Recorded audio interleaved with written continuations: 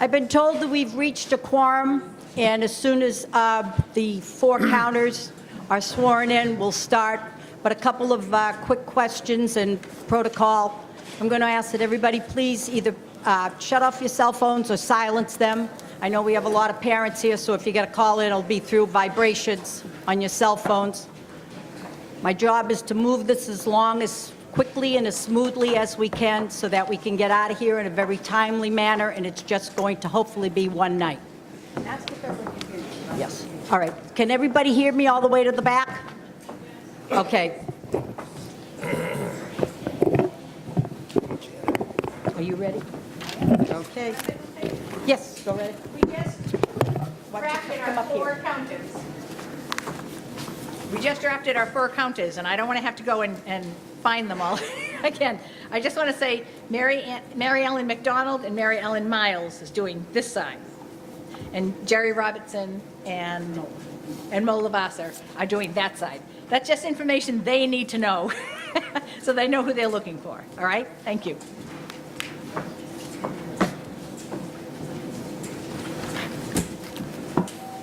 All right. Having that we retained a quorum, I call this town meeting to order. And I would like to invite Reverend Bob up for the invocation, please. Oh, sorry. That's okay. Thank you, Madam Moderator. Good evening, everyone. I think we should all be grateful for our freedom to be able to gather like this and to be able to conduct the business of our community. It's so important. It's part of our democracy. And I thank you all for taking the time out this evening to be here, to be part of this. Let us now ask the blessing of our Creator upon our gathering here tonight.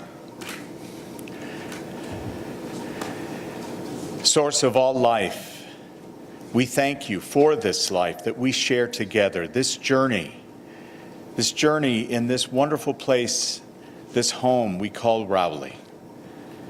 As we are gathered here tonight, we are mindful of all those who have gone before us, of all the other town meetings that have happened, going back to the founding of our community in 1639. We were founded on faith, on trust, on cooperation and harmony, on dialogue and debate. We come together to seek the wisdom, the collective wisdom of our people here. And, O Creator, we ask your blessing upon our efforts. We ask for you to grant us wisdom and energy and the spirit of community so that we may work together always for the good of our people, of our families, of our elders and our children, of all who call Rowley home. We thank you and pray always in your holy name. Amen. Amen. Thank you. We'll all stand now for the Pledge of Allegiance to the flag. I pledge allegiance to the flag of the United States of America and to the republic for which it stands, one nation, under God, indivisible, with liberty and justice for all. There are some seats down here in front. There's plenty of chairs that just have to be taken off the rack in the back. And my role here as moderator is to run town meeting. The special that is in your packet is to finish off any bills and stuff for FY17, and the regular meeting is to set the budget for FY18. So with that being done, we will start by reading of the warrant. Madam Moderator? Yes. Go ahead. I move to allow non-resident town employees, local and state officials, and department heads to speak, if called upon, during the May 1st, 2017 special town meeting. These individuals are seated against the wall on the right side of the room as you face the stage and on the stage, and who will now raise their hands. Second. All those in favor of letting non-residents when it needed to be to get up and speak signify by saying aye. Aye. Any opposed? Carries. You want to start reading the, now you want to start reading? Okay. go Yeah. ahead. No, well, Special, I'm sorry. yeah. For him to do it. I know. Town of Raleigh, Commonwealth of Massachusetts, warrant for annual town meeting, annual, annual? Special. Special. Other book, sorry. Sorry, special town meeting. May 1st, 2017. To the constables in the town of Raleigh and the county of Essex, greetings. In the name of the Commonwealth of Massachusetts, you are hereby directed to notify and warn the inhabitants of the town of Raleigh qualified to vote in elections and town affairs to meet in the Pine Grove School, 191 Main Street, Route 1A, on Monday, 1st of May, 2017, at 7 p.m. Then and there to act on the following articles. Madam Moderator, Yes. I move to suspend further reading of the May 1st, 2017 special town meeting warrant because present town meeting members have a copy of this warrant. Second. Okay. Everybody has brought their warrant or picked up a copy off the desk in front when they checked in? So all those in favor of suspending the reading of the special warrant signify by saying aye.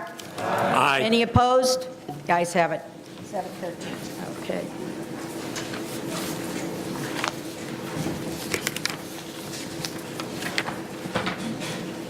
Special. Okay. Article 1 is to hear and act upon any of the commissions and boards at any time during this meeting. Article 2. Madam Moderator, I move the town vote to suspend in the town meeting the application of Section 19 and Section 20 of the town meeting bylaw pertaining to the reconsideration of all money articles. Such suspension intended for the specific purpose to balance the total level of funds raised and appropriated within the limitations of Massachusetts General Laws, Chapter 59, Section 21C, Proposition 2.5, so-called, and to give blanket warning hereby that any money article may, at the end of the meeting, and after all articles have been acted upon, be moved for reconsideration in order to balance the total level of funds raised and appropriated within the limitations of Massachusetts General Laws, Chapter 59, Section 21C. Second. Are there any, are there any questions on this article? All those in favor signify by saying aye. Aye. Opposed? The article carries. 7:14. Article 3. Madam Moderator, I move the town vote to transfer and appropriate the sum of $5,000 from line 154, unemployment, of Article 5 of the annual town meeting of May 2nd, 2016, to be added to line number 8, selectmen's expense, of Article 5 of the annual town meeting of May 2nd, 2016, to pay for the expenses incurred to hold the May 1, 2017 annual and special town meeting. Second. Okay. Finance Committee? Finance Committee recommends this article. Okay. Are there any questions? All those in favor of Article 3 signify by saying aye. Aye. Any opposed? The article passes. 7:15. Article 4 is in order. Madam Moderator, I move the town vote to transfer and appropriate the sum of $15,946 from line 93, Whittier Volk Assessment, of Article 5 of the May 2nd, 2016 annual town meeting, and to transfer and appropriate the sum of $2,692 from the sale of town property account for a total transfer of $18,638 to line 97, Essex Aggie Technical School, of Article 5 of the May 2nd, 2016 town meeting, and to cover a shortfall in this line. Second. Finance Committee? Finance Committee recommends this article. Are there any questions on Article 4? All those in favor of Article 4 signify by saying aye. Aye. Any opposed? Article 4 carries. 716. Article 5 is in order. Madam Moderator, I move the town vote to transfer the sum of $3,612 from line 154 unemployment of Article 5 of the May 2nd, 2016 annual town meeting to line 120 Eastern Essex Veterans District of Article 5 of the May 2nd, 2016 annual town meeting to cover the fiscal year 2017 shortfall in the budget line. As an explanation,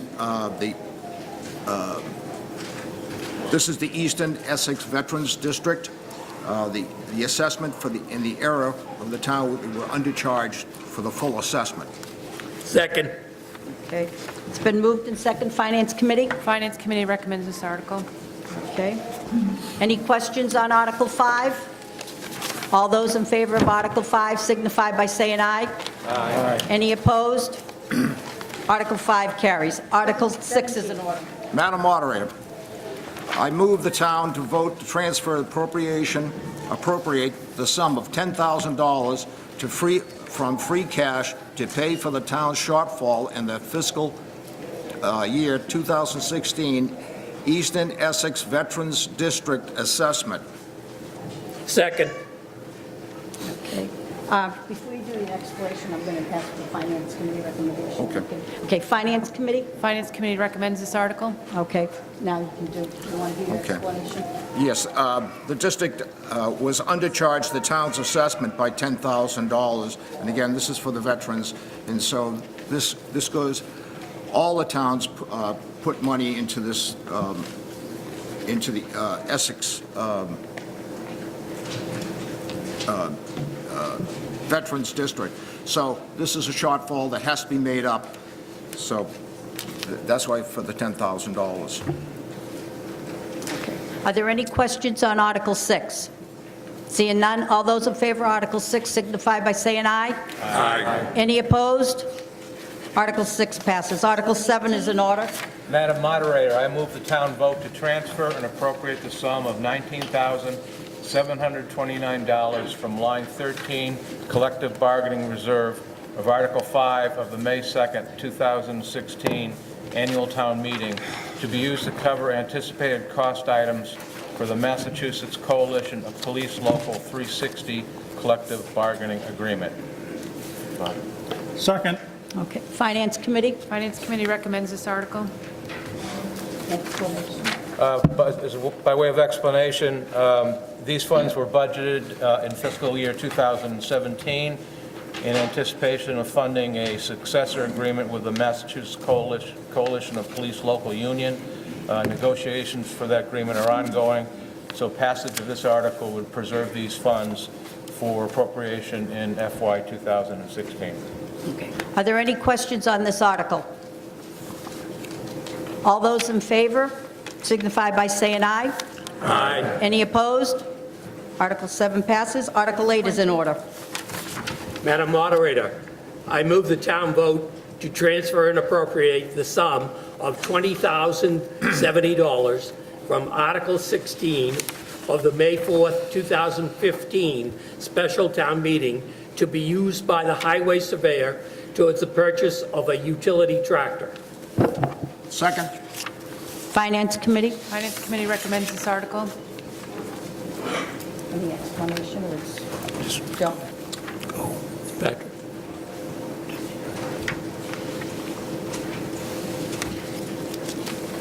Is Patrick going to get up? No. All right. Are there any questions? Seeing there's no questions, all those in favor of this article signify by saying aye.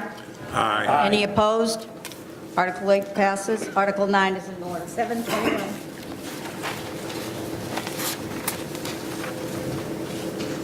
Madam Moderator, Article 9, I move the town vote to transfer and appropriate the sum of $6,000 from Article 7 of the May 7, 2001 special town meeting to be used by the library director for the purchase and installation of an automated door opener at the library.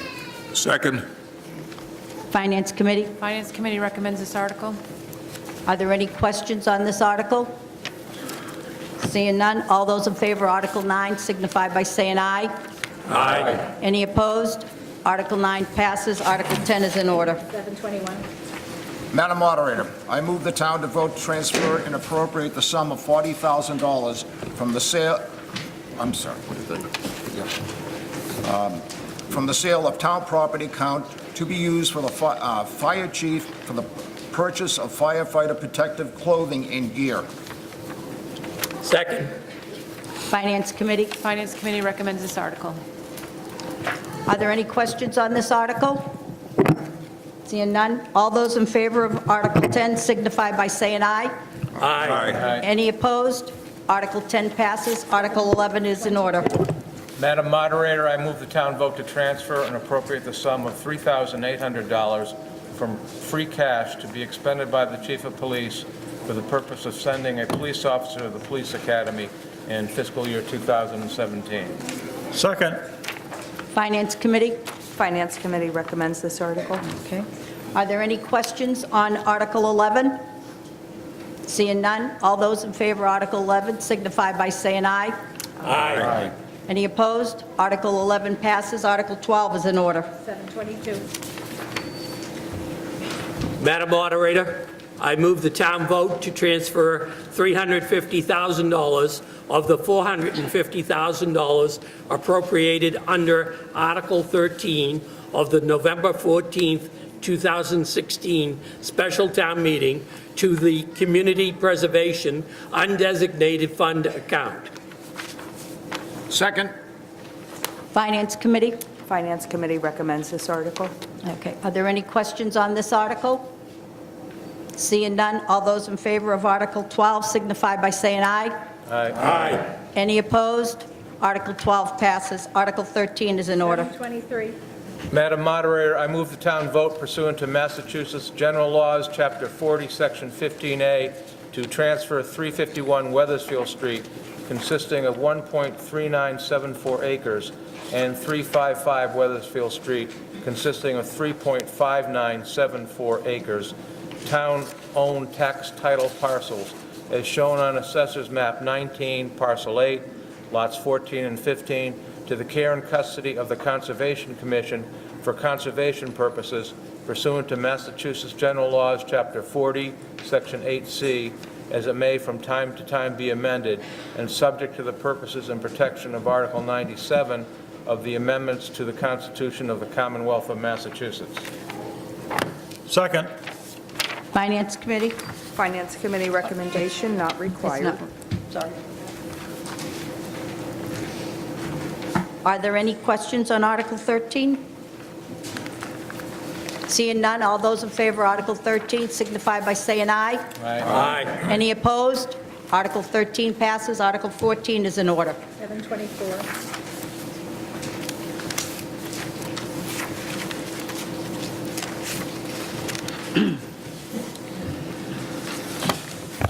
Can you hear me okay? Okay. John Manning from the Raleigh Water Board. Article 14, I move that the town vote to transfer and appropriate the sum of $45,000 from the Water Department Stabilization Fund for the purpose of paying the bond anticipation note issued for the Prospect Hill Road construction project. Okay. All right. Finance Committee? Finance Committee recommends this article. Okay. John, explanation of it? Sure, it's a bond anticipation note. We worked with Karen Summit from the Treasurer's Department. By paying this amount now, we'll save several $1,000s in interest by doing a bond anticipation note. I think that's the best technical description. Are there any questions regarding this article? This is a 2/3 vote. So I'm going to ask for your recommendation. Anybody, all those in favor of Article 14 signify by saying aye. Aye. Any opposed? Article 14 passes. Article 15 is in order. Thank you. I'll give you, these are all signed. I'll give them to you Okay. after I'm done. Give them to me at the end. Yep. Article 15, I move the town vote to transfer the sum of $187,278 from the Water Department Enterprise Free Cash to the Water Department Stabilization Fund. That is when everything is said and done. This is an annual article. Once the state certifies what we have in free cash, we put it into that account, and we leave it with the town for investment purposes. And it's where we collect our money to do our major projects that require capital. And this is, again, an annual article we do every year with what's left over. And this year, you can see it's down from last year if you're looking at the previous years. Revenues were down and expenses were carefully controlled. So that's the free cash that's going to be put aside. Okay. Finance Committee? Finance Committee recommends this article. Are there any questions regarding this article? All those in favor of Article 15 signify by saying aye. Aye. Any opposed? Article 15 passes. Thank you. Article 16, I move the town vote to transfer and appropriate the sum of $18,000 from the Water Department Stabilization Fund for the purpose of purchasing and installing an HVAC system at the Water Department Administration Building at 401 Central. Explanation on this, that the garage is pretty cold, and the meeting rooms had one small air conditioner that failed. We have nothing there at the moment, so we went out, got several bids, and it came in at this amount of money to put some heat in the building and also some air conditioning for the summer months. Finance Committee? Finance Committee recommends this article. Are there any questions on Article 16? Seeing none, all those in favor of Article 16 signify by saying aye. Aye. Any opposed? Article 16 passes. Article 17 is in order. Thank you.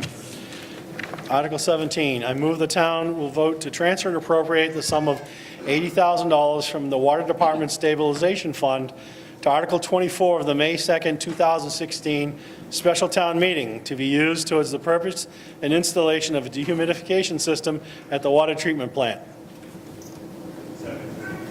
Finance Committee? Finance Committee recommends this article. We presented last year, we had a significant issue with the water treatment plant, the $12 million plant. There was no dehumidification system put into it when it was built. It's the way it was. There was a dire need for it. Everyone supported this last year. We went out to bid, got the bids. They came in a little bit higher than we had asked for. This isn't going to be every year we're coming back for more. We have the bids. We actually put a small contingent into this in case we do run out or run over on a little bit, so we should not come back for anything else. This will allow us to install the dehumidification system in the treatment plant and protect those assets. Are there any questions on this article? Yes. Please state your name and address, please, and address into the mic. Yes, Mike Sabatini, 239 Main Street. John, the question I have for you, there are a lot of articles now and then the later warrant tonight for the Department of Stabilization Fund. How much money do you have in that fund? I don't have that number with me. The stabilization fund, the last time I looked at it, I think had 400,000, but the water treatment plant is one of the ones that's going to come out of that. So if you, and I'm just using wide numbers here, we had 400 and some odd thousand. Right. Yep. We're going to take with the article previously, the 300 and, I don't want to say it the wrong number. I don't have it with me right up here. The 300 and X thousands for the dehumidification, that's coming out of the water treatment, so it'll reduce that stabilization by the 300,000. We're going to put in the free cash of 140 that we just approved, leaving us around 200. Again, very general numbers, but that's what that fund is for. We put the money in, we take it out. So there's no overrides or things like that. We don't raise the rates, we keep things stable with that. If you want to add anything? Those are real broad numbers I used, but pretty accurate. Pretty accurate? Yeah. Thank you, John. Okay. Okay. Are there any other questions regarding this? Yes. For those of you that are standing up back, there's about a dozen seats right down here, and nobody bites down here. It's like church. You can come right up front. Dave Levitt, 11 Ocean Ave, Rowling. My question is we've got over $1 million already we're appropriating tonight. Are we going to be doing $1 million, or is this going to be coming back to the town? Water bills keep going up, but are we going to, who's going to benefit? The town paying the taxes, or the water department getting the money from the people? They don't understand the question. The question is we're appropriating over $1 million. I would like to know, are we going to get that back as far as the town's concerned? Is it going to be on our tax rate, or is the water department getting it? I get it. Well, so let me make sure I get this. We're not raising the rates. We've held them steady for 3 years, so the rates will not increase. If your bill has increased, it's because you're using more water. The rates, again, have been stable for 3 years. And if the money that's been appropriated has been budgeted for and is going to be spent on projects within the town, on the distribution system or the water treatment plant. We're not doing anything outside of our operation. Is that clear? Yeah, it's Okay. just wondering why it's going so high. He's just asking why it's going so high. I'm not sure what you mean, what's going so high? The bills? The rates? The bills, right. The rates, again, have not changed. If you look at your bill, the rate has been the same for the last 3 years, and going into fiscal year 18, the rates are going to be the same. So if your bill's going up, there's a leak detection program. We can help you. If you've got questions on that, call Penachuk, and we'll get some service there to look at it. But again, so your rates aren't going up. If you're paying more, there's something else going on. And we also have a rate study that's going to be happening June, July-ish. We'll bring in some people. It's not a lot of money. They'll do a rate study, and they'll help us determine, can we keep the rates the same? Can we, I hate to say this in public, cut the rates? Every option's on the table. But once we get that rate study, unlike in the past, we'll have a public hearing, and we will present everything that was there, and we'll get people's feedback. And if we need to increase the rates, people will have input to that. Like, you can't, what comes, what goes, what we'll do, and it's not going to be done in the dark. All right. That's all I have. Okay, good, thanks. Are there any other questions? Yes, come forward, please, and state your name and address, please.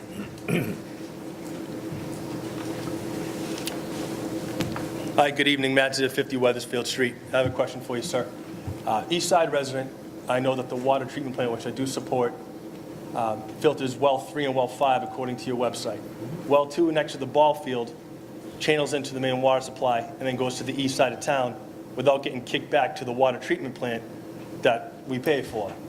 So according to your website, I noticed that the turbidity or the clarity of the water is 3 times cloudier on the east side than it is on the west side, and the chlorine levels are reading about 1.2 according to anything kicking off of well 2 versus 0.95 off of well 3 and well 5 going into the filtration plant. So my question for you, after saying all that, are there any plans to tie well 2 into this water filtration plant that we pay a lot of money for in this town, so the water will be filtered, for the residents of the east side, so to speak?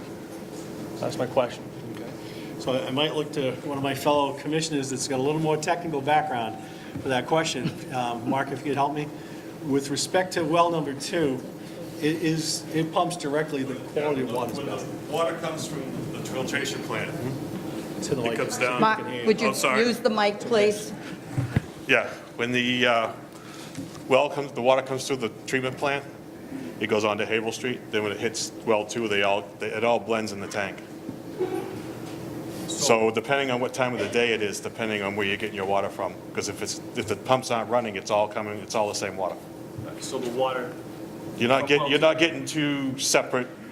East End's not getting well 2, and so The the other- water from well 2 mixes in? it all mixes together. Unfiltered with the water that's filtered from? Yeah, because it's not 55? required to be filtered. Didn't have the problem. It's treated with the chemicals. Are there any plans to have it filtered? Not at this Through time. the filtration plant? Not at this time. Thank you. Thanks, Mark. Okay, any other questions regarding this article? Okay. All those in favor of Article 17 signify by saying aye. Aye. Any opposed? Article 17 passes. Article 18 you. is in order. 736.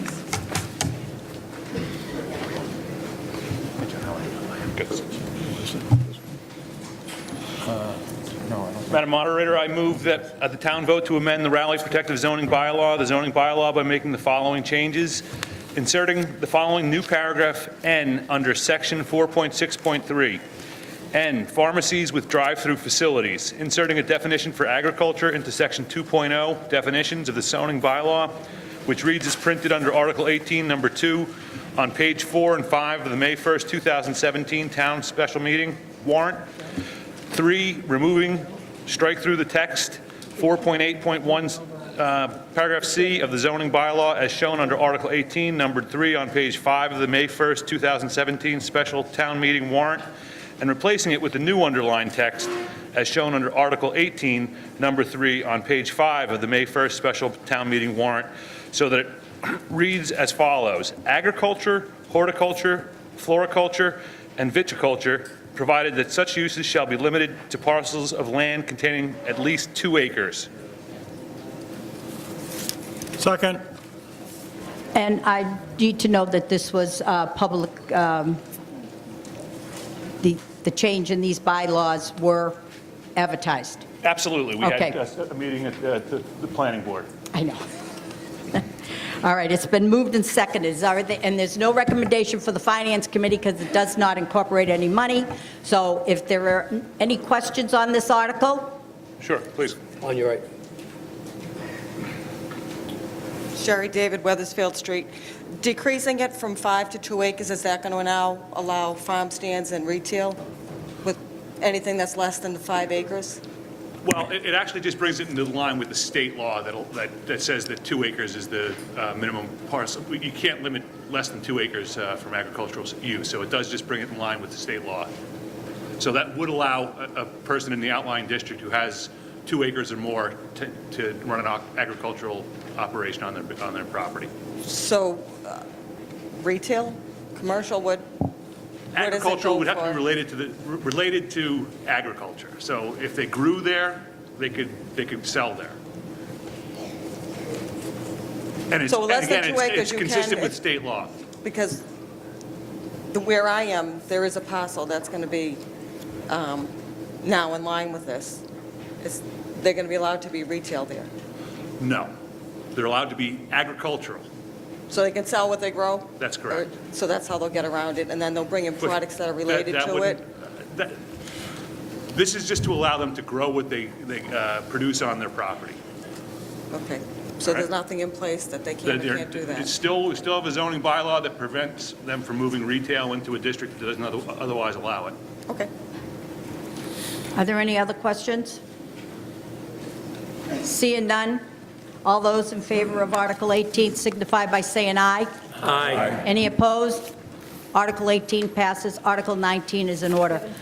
I do, just before you do that, I do want to tell people that are over here, this is the visitors' side, and they should have a tag on that says visitors. If we have to go to hand counts or different counts, and you're not to be on that side because you will not be counted. So it's better that you either move over to this side, or there are still some few chairs down here. If you have a chair open near you, let people know so that they can use it. I just want everybody to feel that your vote is being counted, and because on that side, they can't be counted against the wall there. All righty, thank you. Is there a motion sheet? Yeah, where was this one? You got your first motion? I do. Yeah. And the second? Oh, sorry. Okay, now you can start. Okay, great. Madam Moderator, I move that the town vote to amend the Raleigh Protective Zoning Bylaw, the zoning bylaw, by removing the strike-through text from section 8.6.5.4 of the zoning bylaw as shown under Article 19 of page 5 of the May 1st, 2017 special town meeting warrant, and replacing it with the new underlined text as shown under Article 19 of page 5 of the May 17, 2017 special town warrant to read as follows. 8.6.5.4, external illumination. Freestanding signs shall be illuminated from the top pointing downward. Luminaries mounted from the below the sign are not permitted, except that the planning board may waive this requirement and permit a freestanding sign to be illuminated from the bottom pointing upward if the board finds that the proposed fixture complies with sections 8.6.5.5 and are otherwise consistent with the intent of the zoning bylaw. Can I get a second? Second. Any questions? Are there any questions on this? All right.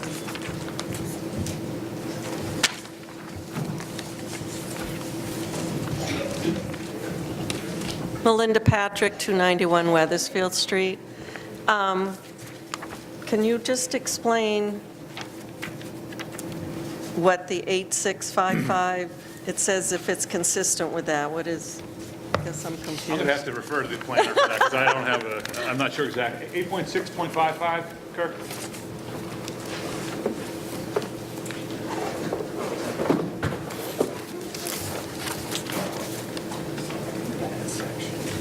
Oh,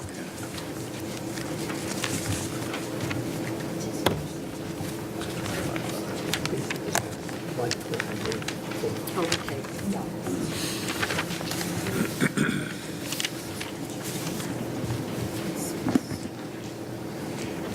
8.6.55 reads as follows. The fixtures used to illuminate externally illuminated signs. Could you talk more into the mic, please? The fixtures used to illuminate externally illuminated signs must be fully shielded to prevent glare to pedestrian and vehicular traffic, i.e. such fixtures must be designed to ensure that motorists and pedestrians in the area do not have a direct view of the light source.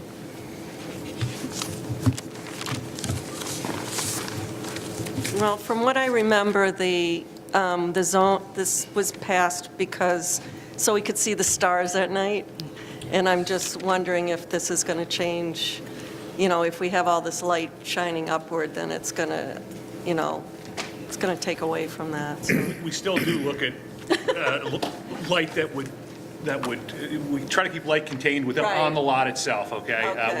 We have cutoffs on everything. This is really just to, right now we have about a dozen sites in town with signs where they have upward mounted lights that aren't in compliance. Right. And yet, nobody has any of the problems that 8.6.55 tries to prevent against. So we're just saying, you know what, rather than make these people scofflaws, let's bring it in line because it's reasonable to do and allow them to do upward mounted if we agree that it's going to otherwise be consistent with the bylaw. All right, thank you. Any other questions on this article? Seeing none, all those in favor of Article 19 signify by saying aye. Aye. Any opposed? Article 19 passes. 734.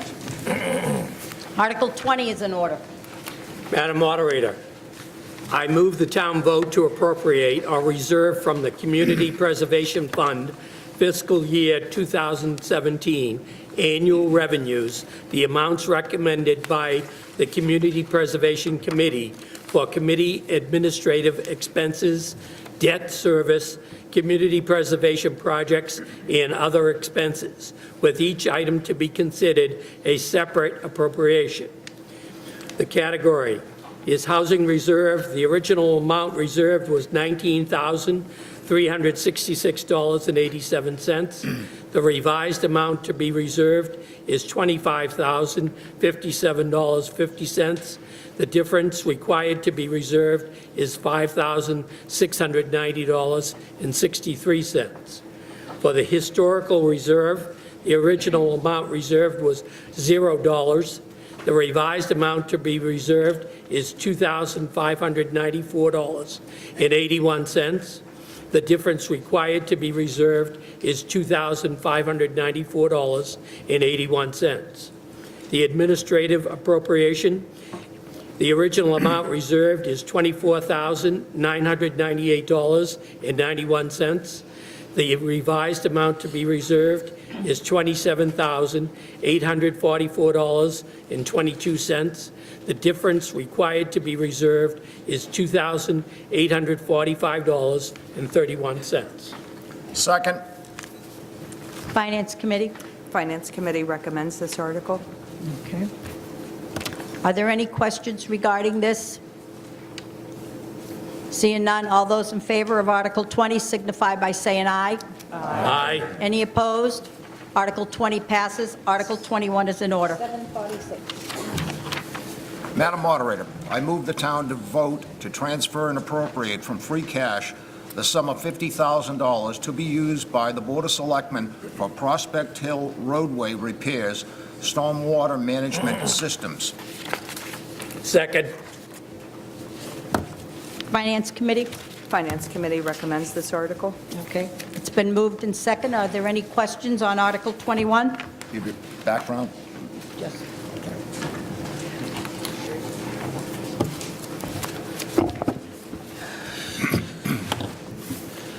My name is Stephen Comley Sr., and I reside Mansion Drive.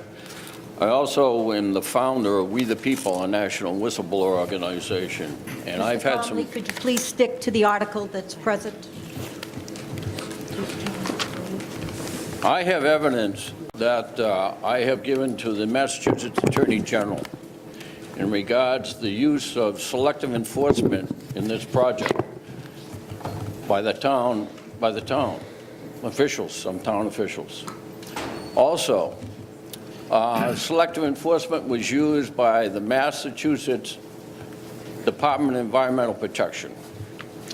And I just wanted to alert you that the Attorney General is looking into this matter. And selective enforcement has been used in other areas in this town that I'm quite familiar with. And that's wrong. And people suffer for it. And so I don't think you have all the information in regards to this project. I really Do you don't. have a question regarding this article?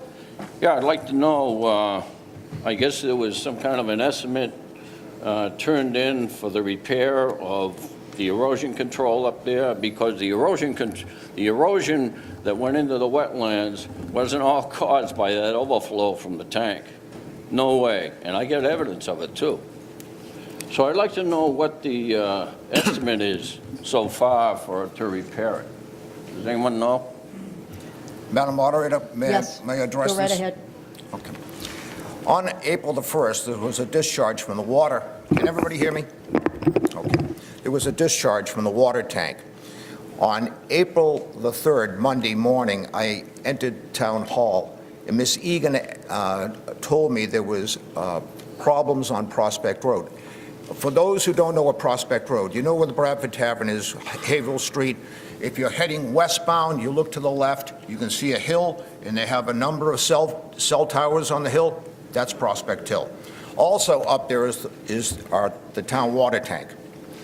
So I went up to, with Chief Dumas, Miss Egan, Town Administrator, Selectman Peterson, Commissioner Mark Emery from the Water Department, the project manager, who's the gentleman, I can't remember his name, but we walked the hill, and as we walked the hill, there were deep erosion and gouges in the center of the hill. As you went up about a third up the road, and then as you got to almost 2/3 up the hill, there were deep cuts in the road. I mean, very deep. There were, and I presented this, I took a number of photos, and I presented it on the 4th of April to the Finance Committee, so they could see the damage to the road. So as we continued up the road, we thought it was because we had a heavy melt from April 1st, April 2nd, over the weekend, and we thought that was the damage to the road. But as we continued up the road, you could see that this was not just from the water runoff from the melt. So we got up to the top, and then thank goodness for Commissioner Emery, Mark Emery, and we got to the bottom of it, and there was a discharge from the water tank. It cut down into the road. Now, the reason this road needs to be repaired, and it has to be done as quickly as we possibly can, because also up there, besides the water tank, is a number of cell towers in cell communications that is vital to this area. So the access to that road is vital for that. But also, police and fire antennas are up there, so That's needed. We have to get up there to attend to those. So that's basically what happened. There was a water discharge. There was a malfunction. Mark? Yes. And, well, that's why the road needs to be repaired, and that's why this $50,000 is so important to get this road up and repaired. Got a question? Go ahead. Into the mic, please, so they can hear it.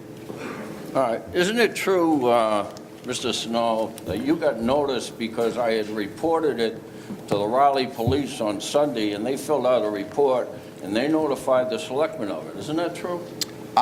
Miss Egan notified me on Monday morning. Yeah, well, that's because I first reported it to the Raleigh Police because the washout was so bad, we were afraid that it was going to wash out the electrical station that runs electricity to the pump.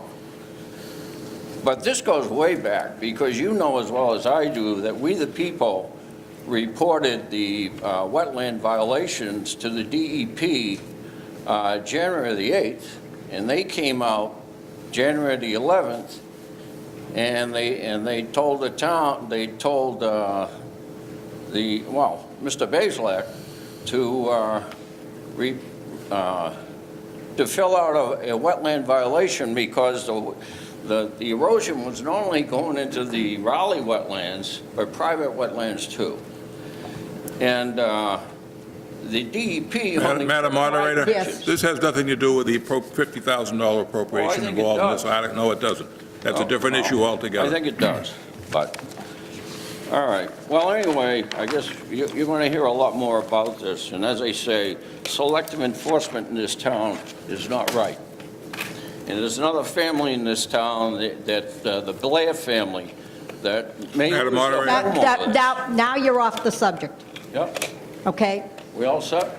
I'm all set. If you're all set, I would like you to sit down. You're finished with your Okay. questions? Yeah, thank you for Okay. the opportunity to speak. All righty, thank you. Are there anybody else with a question regarding this article? Yes.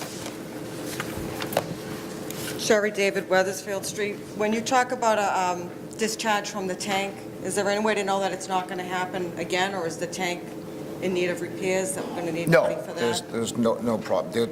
Do we know that what would be- caused it? It was a Or- mechanical, Mark can address this. Or is there any warning system in place that if this were to happen again, so we don't repair it and it washes out again? To answer your question, will it happen again? Probably, Probably. yes. But to answer it better, is that the discharge is being moved. This is part of the whole money that we're doing. The discharge from the tank is being moved away from the road to a place where it's going to be harmless that it overflows. Mechanical things fail, so I won't tell you that it's never going to happen again, because So the discharge was accidental? discharge was accidental. It's happened numerous times over the 30-some-odd years that we've had the tank. It just happened to happen when the soil was all disturbed, which made it worse. So is there anything in place that it doesn't just keep running and running and running? Oh, I was asking if there's anything in place that the water just doesn't keep running and running and running. That's my question, so we're not in this boat again. yes, we've taken steps to make sure that that part doesn't happen again. The communications, there was a, yes. The communications is to update the procedures that are being followed are for notification have been changed to hopefully correct that problem. Are there any other questions? There's somebody else coming before you, Mr. Conley.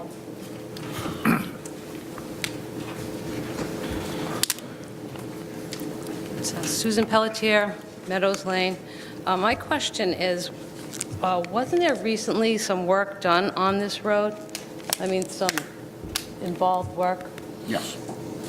There was ongoing work at the time, and then the discharge caused extensive damage into the middle section of the road. And I took probably about 18 pictures, which I showed to the Finance Committee.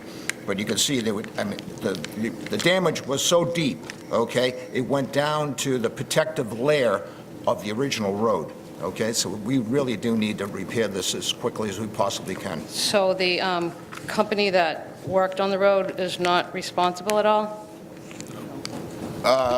No, they wouldn't be responsible for it. And not the people that check for the cell towers? No. Because $50,000 seems like a Yes. lot of money for road repair when there's a lot of potholes now in our roads. And it's a dirt, Again, and it's it a dirt wasn't- road, too. You know, this wasn't runoff from the water from the snow melt. This was runoff from the water tank itself. Right, and the tank is repaired? As the tank gets filled, okay, there's an overflow, and that's where the water came from. Okay, thank you. Okay. All right, is it pertaining to this, Mr. Conley? Is this still pertaining to the article? Yeah. Okay. I'm just, Mr. Snow, you aren't saying that all the erosion that happened up there was the result of the tank, are you? Madam Moderator, Bob. Repeat the question, please. I couldn't hear. Are you stating that all the erosion that occurred up on that road was the result of the overflow in the tank? Yes. You are? Yes. Bob. What? Let me That's wrong. just add, I went up to that hill. We were you got to understand, we were in the midst of repairing this road that has been washing out for the last number of years. So last year, we came in looking for money to repair this road. It just so happened that in the middle of the repair, when the road was not completed yet, the water discharge occurred. So the water started running down the middle of the road of the road that was only halfway repaired. So if the road had been finished from the original repair, it may not well have been as bad. But because the soil was disturbed and had been compacted, et cetera, it was a coincidence that it happened in the middle of the project, and that's why it did all the damage. 120,000 gallons of water came down that hill. We're here to fix it. If we don't fix it, the DEP is going to fine us, as well as Bob said, we need to have this for our communication system. We need to have it so the water department can get up there and check the tank and do the work in the tank. The cell tower companies who pay us rent for the cell towers up there need to be able to get up there to monitor their equipment. It was an accident. It happened. We have to repair it. I mean, we have no choice. We have to repair it. Otherwise, we're going to be subject to fines and so on and so forth from the DEP and dealing with our customers that rent that property up there from us. So we need to do it. It happened. We made corrections so that it's not going to happen again, and that's where it stands at this point. So you're going to stand by the fact that you think all the erosion was caused by the overflow? And when I tell you that, I called the Mr. DEP. Conley, the erosion in this particular incident that this is paying for was caused by 120,000 gallons flowing down that hill in a 4-hour period. Now, if there's anybody here that wants to argue that that's not a major issue for erosion, then so be it. We had an erosion problem there before. It was in the process of being repaired. The road was not compacted properly because it was in the middle of the construction period, and it caused probably more damage than what it would have if the road was in the original condition. But 120,000 gallons coming down, that's a steep hill, is going to cause that kind of erosion. Well, in all due respect, I know that's not true because, I've been following this since January the 8th, right up to the 4th. January the 8th has nothing to do with this. Mr. Conley, we need to vote to appropriate the money. We don't want to go back to all the complaints about previous January 8th. This incident happened in April. The money we're looking for here is to pay for the repairs that are caused by the washout of April 2nd or whatever that date was. That's it. There's nothing else involved in this. Yeah. In all due respect, I don't agree with you because I asked for the accounting of what it would cost in a year to maintain that road, and nobody could give me the expenses for it, and I've heard it cost only $1,500 a year just to maintain the road so they could use it and get to the top of the hill. And now we're up to almost, 400,000? Madam Moderator, I asked for a vote on this article. I mean, this is going nowhere. All righty. been called to have the vote. Any more questions?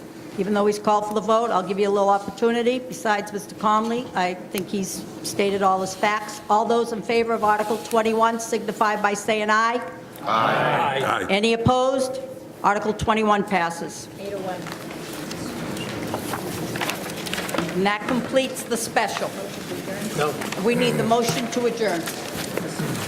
Madam Moderator, I move the town vote to adjourn the May 1st, 2017 special town meeting. Second? All those in favor of adjourning special town meeting signify by saying aye. Aye. Any opposed? Town meeting is done. Special is done. We go to the regular town meeting. Madam Moderator? Yep. I gotta change it over here.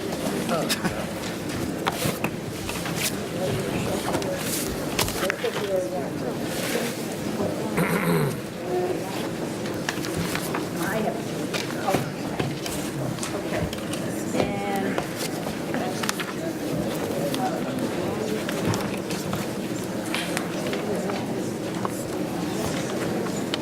do you want, would you like to start reading? No, you're gonna open the meeting. I'm gonna read that motion. All righty, we're going to open now to have the regular town meeting of May 1st, 2017. Madam Moderator, I move to allow the non-resident town employees, local and state officials, and department heads to speak, if called upon, during the May 1st, 2017 annual town meeting. These individuals are seated against the wall on the right side of the room as you face the stage and on the stage, who will now raise their hands. Second?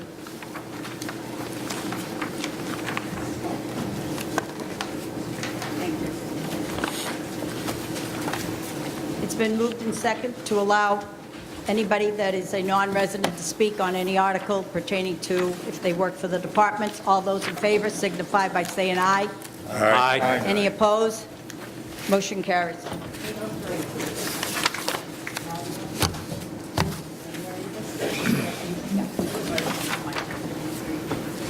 Town of Raleigh, Commonwealth of Massachusetts, warrant for the annual town meeting, May 1st, 2017.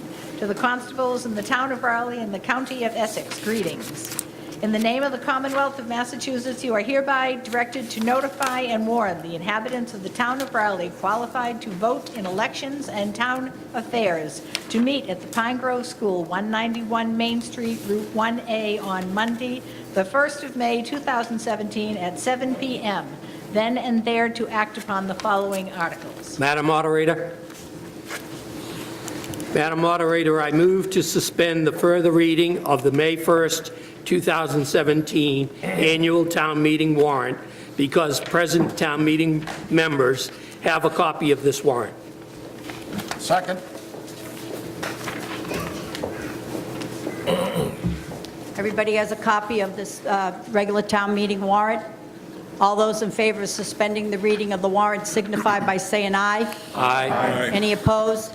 The ayes have it for the suspension. Article 1, any time to hear reports from committees and boards is in place. Article 2 is in order.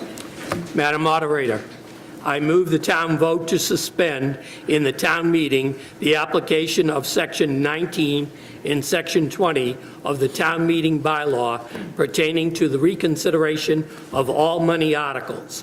Such suspension intended for the specific purpose to balance the total level of funds raised and appropriated within the limitations of Massachusetts general laws, Chapter 59, Section 21C, Proposition 2.5, so-called, and to give blanket warning hereby that any money article may, at the end of the meeting and after all articles have been acted upon, be moved for reconsideration in order to balance the total level of funds raised and appropriated within the limitations of Massachusetts general laws, Chapter 59, Section 21C. Second?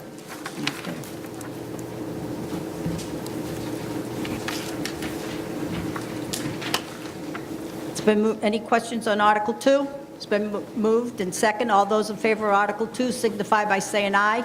Aye. Any opposed? Article 2 passes. 806. Article 3 is in order. Madam Moderator, I move the town vote to fix the annual compensation of elected officers of the town as required by Massachusetts General Laws, Chapter 41, Section 108, as follows. Elective officer, moderator, Finance Committee recommends $100. Board of Selectmen, each member, $2,231. Board of Assessors, each member, $2,456. Town Treasurer, Collector of Taxes, $77,295. Town Clerk, $54,315. Planning Board, each member, $0. Surveyor of Highways, $75,035. Trustees of the Free Public Library, $0. Municipal Water Board, each member, $0. Rowling Housing Authority, $0. Municipal Light Board, each member, $0. Board of Cemetery Commissioners, chairperson, $500. Second? Finance Committee? Finance Committee recommends this article. Any questions on Article 3? All those in favor of Article 3 signify by saying aye. Aye. Any opposed? Article 3 passes. Article 4 is in order. 808. I move the town to vote to raise and appropriate $16,372,884 and transfer and appropriate the sum of $700,000 from free cash and transfer and appropriate the sum of $250,000 from overlay reserve for a total of $17,322,884 to defray the expense of the town for the forthcoming fiscal year, including bonds, notes, and interest. Do I have a second? Second.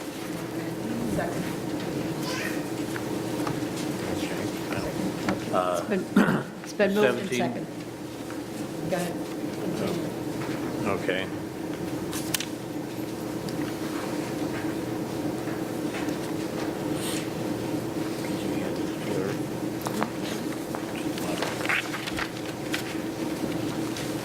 The 17 million plus includes the following: line item 1 through line item 59, subtotal $1,215,440. Are you able to hear him? Okay. Yeah, you're just going to read the total for the, in the categories, right? The subtotals, yes. Can you So if hear you're me following now? along, you should be on page 2, and you're going to get the, well, that's your choice, but that's how the Finance Committee has always done it. They used to read every single line. Now they do the general. What do I put a hold? Well, but there are people that do put holes on a certain line item. Like right now, if we got to town moderator, if somebody put a hole on my line item, they would say a hole. We wouldn't ask, hey, you never know.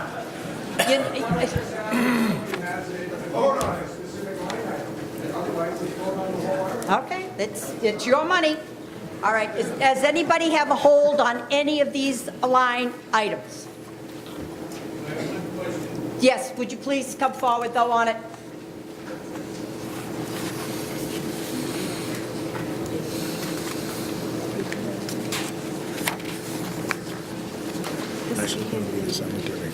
Yeah. Right.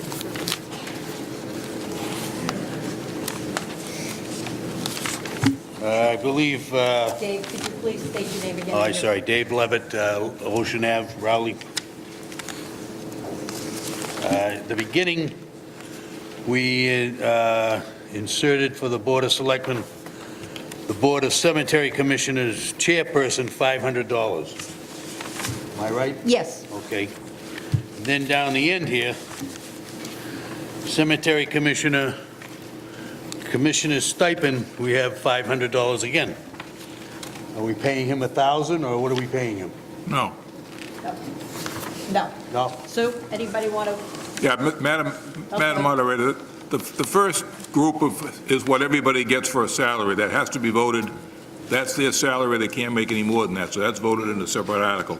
All this does is this actually appropriates the $500 to pay the salaries that are in that first article that we read. So he's getting $500, the same as the treasurer gets her money, as highway surveyor. They're all getting, $100. in the individual lines here, it actually appropriates the money that was in Article, 2 or 3. So it's not, saw two of them, and yeah, it's not, Article 3 just gives us permission to pay them. Article 4 gives us the money to actually pay them. Okay, thank you. Okay. Seeing any other questions on Article 3? Okay. All those in favor of Article 3 signify by, Article 4, signify by saying aye. Aye. Any opposed? Article 4 passes. Article 5 is in order. People want to go.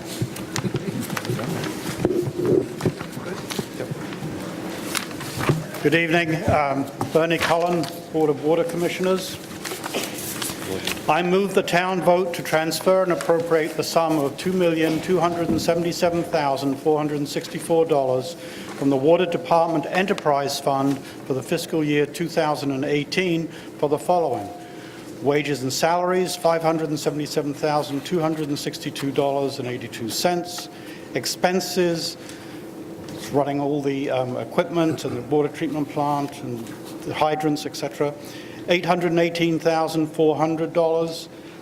Miscellaneous category other of $50,000, and the debt to cover the water treatment plant, among other things, $831,801.18. Can I have a second? Finance Committee? The Finance Committee recommends passage of Article 5. Are there any questions regarding Article 5? Seeing none, all those in favor of Article 5 signify by saying aye. Aye. Any opposed? Article 5 passes. Article 6 is on Thank you. order.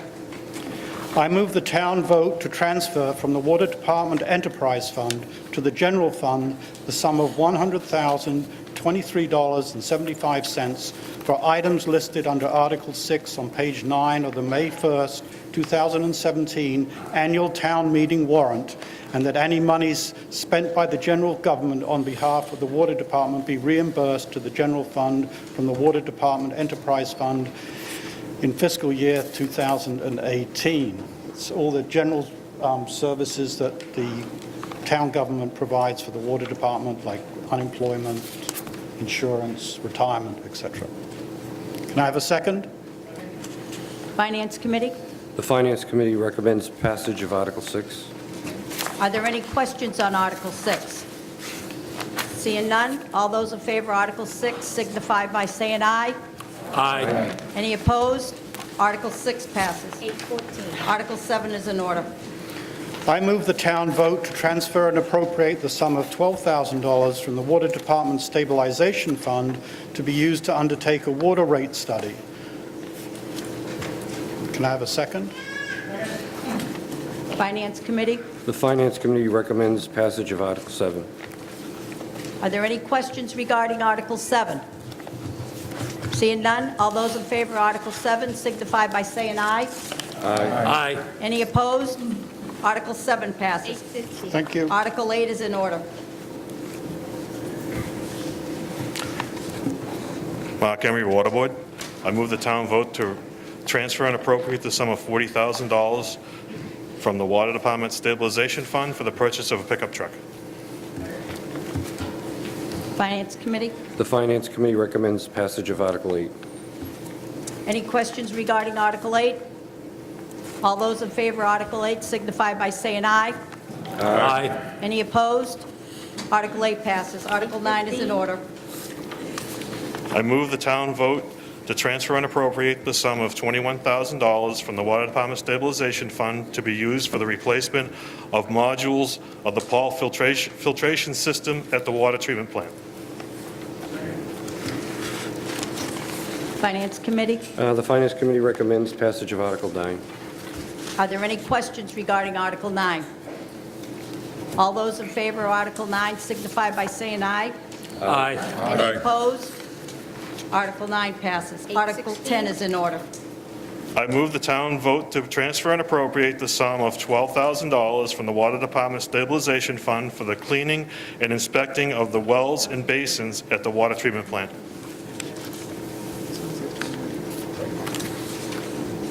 How much did you say that was? $12,000. 12,000. Am I looking at Article 9? You're looking? Maybe I'm one behind. You're one behind. There you are. Sorry. My mistake. I'm not sure right now. We contracted out. Was it second? I'm sorry, Mark. John. John. Okay. Finance Committee. The Finance Committee recommends passage of Article 10. Are there any questions regarding Article 10? All those in favor signify by saying aye. Aye. Any opposed? Article 11 is in order. 817.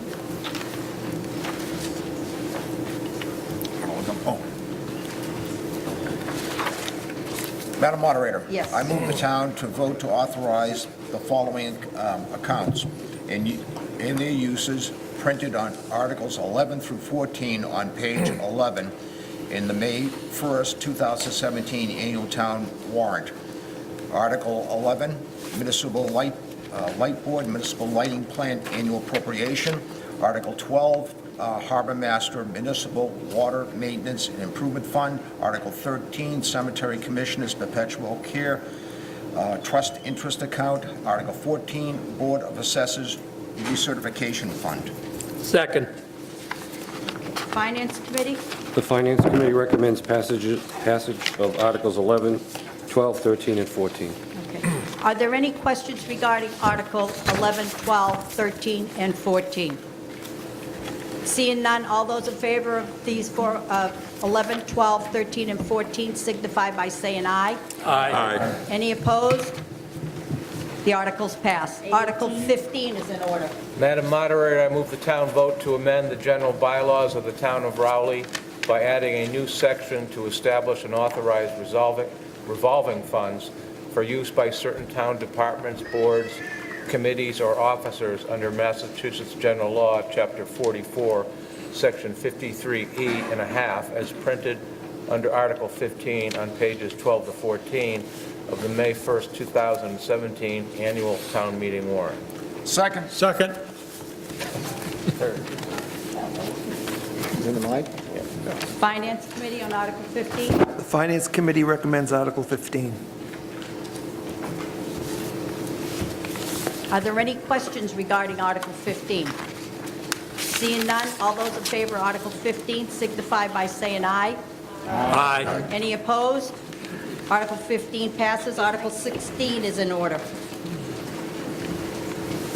Madam Moderator, I move the town vote pursuant to the provisions of Massachusetts General Laws, Chapter 44, Section 53-E1/2, to authorize the following expenditures caps for fiscal year 2018.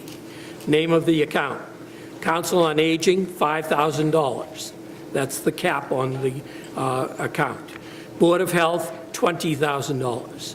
Parks and Recreation Committee and Board of Selectmen Field Maintenance, $30,000. Board of Selectmen, $2,000. Highway Department, $12,000. Shellfish Department, $6,000. Zoning Board of Appeals and Board of Appeals, $4,000. Board of Cemetery Commissioners, $20,000. Library, $2,500. Agricultural, $5,000. Harbor Master, $30,000. Board of Selectmen and Parks and Recreation Community Events, $20,000. Records Access, $5,000. Second. Finance Committee? Finance Committee recommends Article 16. Okay. Are there any questions regarding Article 16? Seeing none, all those in favor of Article 16 signify by saying aye. Aye. Any opposed? Article 16 passes. Article 17 is in order. 821. Madam Moderator, I move the town vote to accept General Laws, Chapter 44, Section 53F and 3/4, which establishes a special revenue fund known as the PEG Public Education, Government Access, and Cable-Related Fund to reserve cable franchise fees and other cable-related revenue for appropriation to support PEG access services, oversight, and renewal of cable franchise agreements, the fund to begin operation for fiscal year 2018, which begins on July 1st, 2017. Second. Finance Committee? The Finance Committee recommends Article 17. Are there any questions regarding Article 17? All those in favor signify by saying aye. Aye. Any opposed? Article 17 passes. Article 18 is in order. Madam Moderator, I move the town vote to appropriate from the PEG Access and Cable-Related Fund the sum of $55,000 for wages and $27,000 for expenses to support the cable, television, PEG access services and programming, and to prepare for the renewal of the cable franchise licenses, including any associated expert and legal services. Second. Finance Committee? The Finance Committee recommends Article 18. Any questions on Article 18? All those in favor of Article 18 signify by saying aye.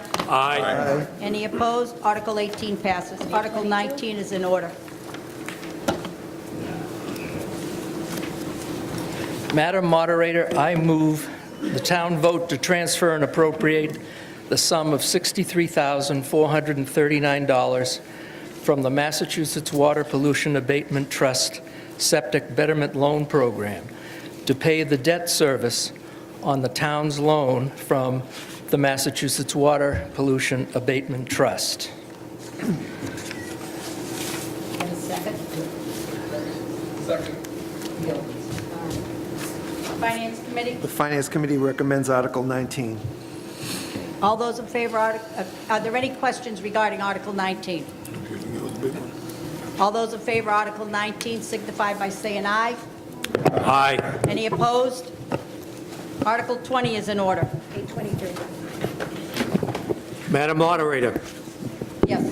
I move that the town appropriate the sum of $38,992,086 for the purpose of paying costs of repairing, replacing, and constructing various major systems and building components at the Pine Grove Elementary School located at 191 Main Street, Raleigh, Massachusetts, including but not limited to the roof, windows, and building envelope, HVAC, and telecommunications infrastructure, mechanical, electrical, and septic systems, and site and vehicular circulation improvements, including the payment of all costs incidental or related thereto, which proposed limit renovation is and repair project would materially extend the useful life of the school and preserve an asset that is otherwise capable of supporting the required educational program, and for which the town has applied for a grant from the Massachusetts School Building Authority, the MSBA, said amount to be expended under the direction of the Board of Selectmen. To meet this appropriation, the treasurer, with the approval of the Board of Selectmen, is authorized to borrow said amount under Mass General Laws, Chapter 44, or pursuant to any other enabling authority. The town acknowledges that the MSBA's grant program is a non-entitlement discretionary program based on need as determined by the MSBA. That the MSBA Board of Directors has voted to invite the town to perform a feasibility study, but has not yet voted its approval of the project. That if said Board of Directors votes to approve the project, any project costs the town incurs in excess of any grant that may be approved by and received from the MSBA shall be the sole responsibility of the town, and that if invited to collaborate with the MSBA on the project, the amount of borrowing authorized pursuant to this article shall be reduced by any grant amount set forth in the project funding agreement that may be executed between the town and the MSBA. Any appropriation hereunder shall be subject to and contingent upon an affirmative vote of the town to exempt the amounts required for the payment of interest and principal on said borrowing from the limitations on taxes imposed by Mass General Laws, Chapter 59, Section 21C, Proposition 2.5. Any premium received by the town upon the sale of any bonds or notes approved by this vote, less any such premium applied to the payment of costs of issuance of such bonds or notes may be applied to the payments of costs approved by this vote in accordance with Mass General Laws, Chapter 44, Section 20, thereby reducing the amount authorized to be borrowed to pay such costs by a like amount. Second.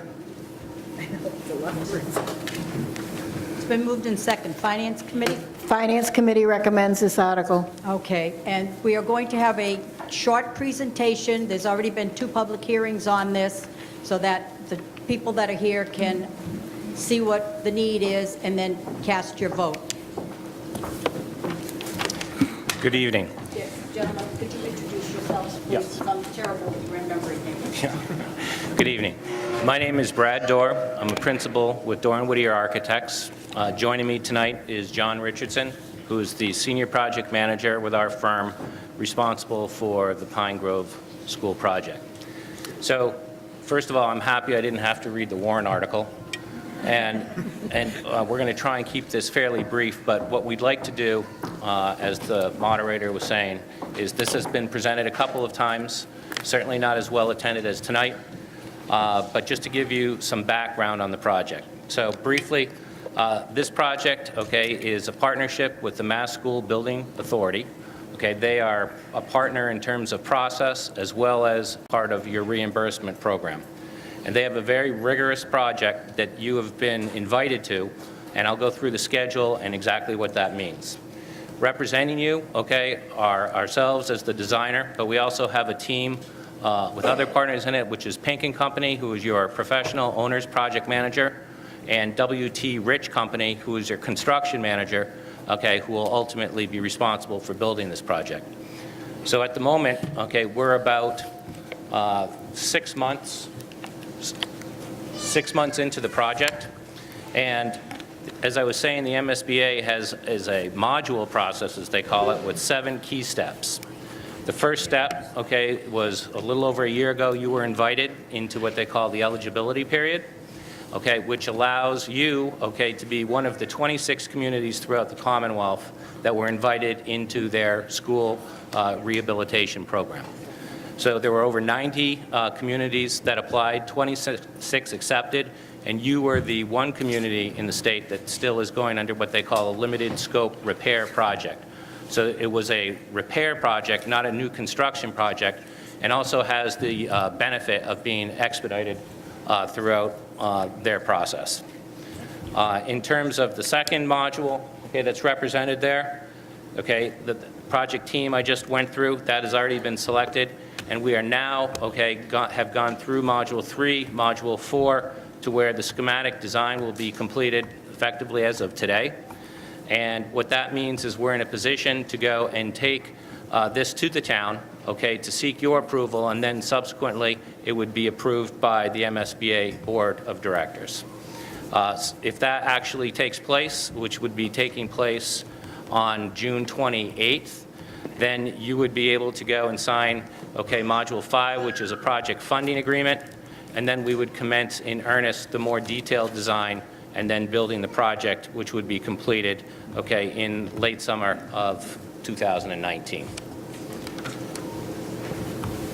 Again, today, okay, town meeting vote required as part of the MSBA process.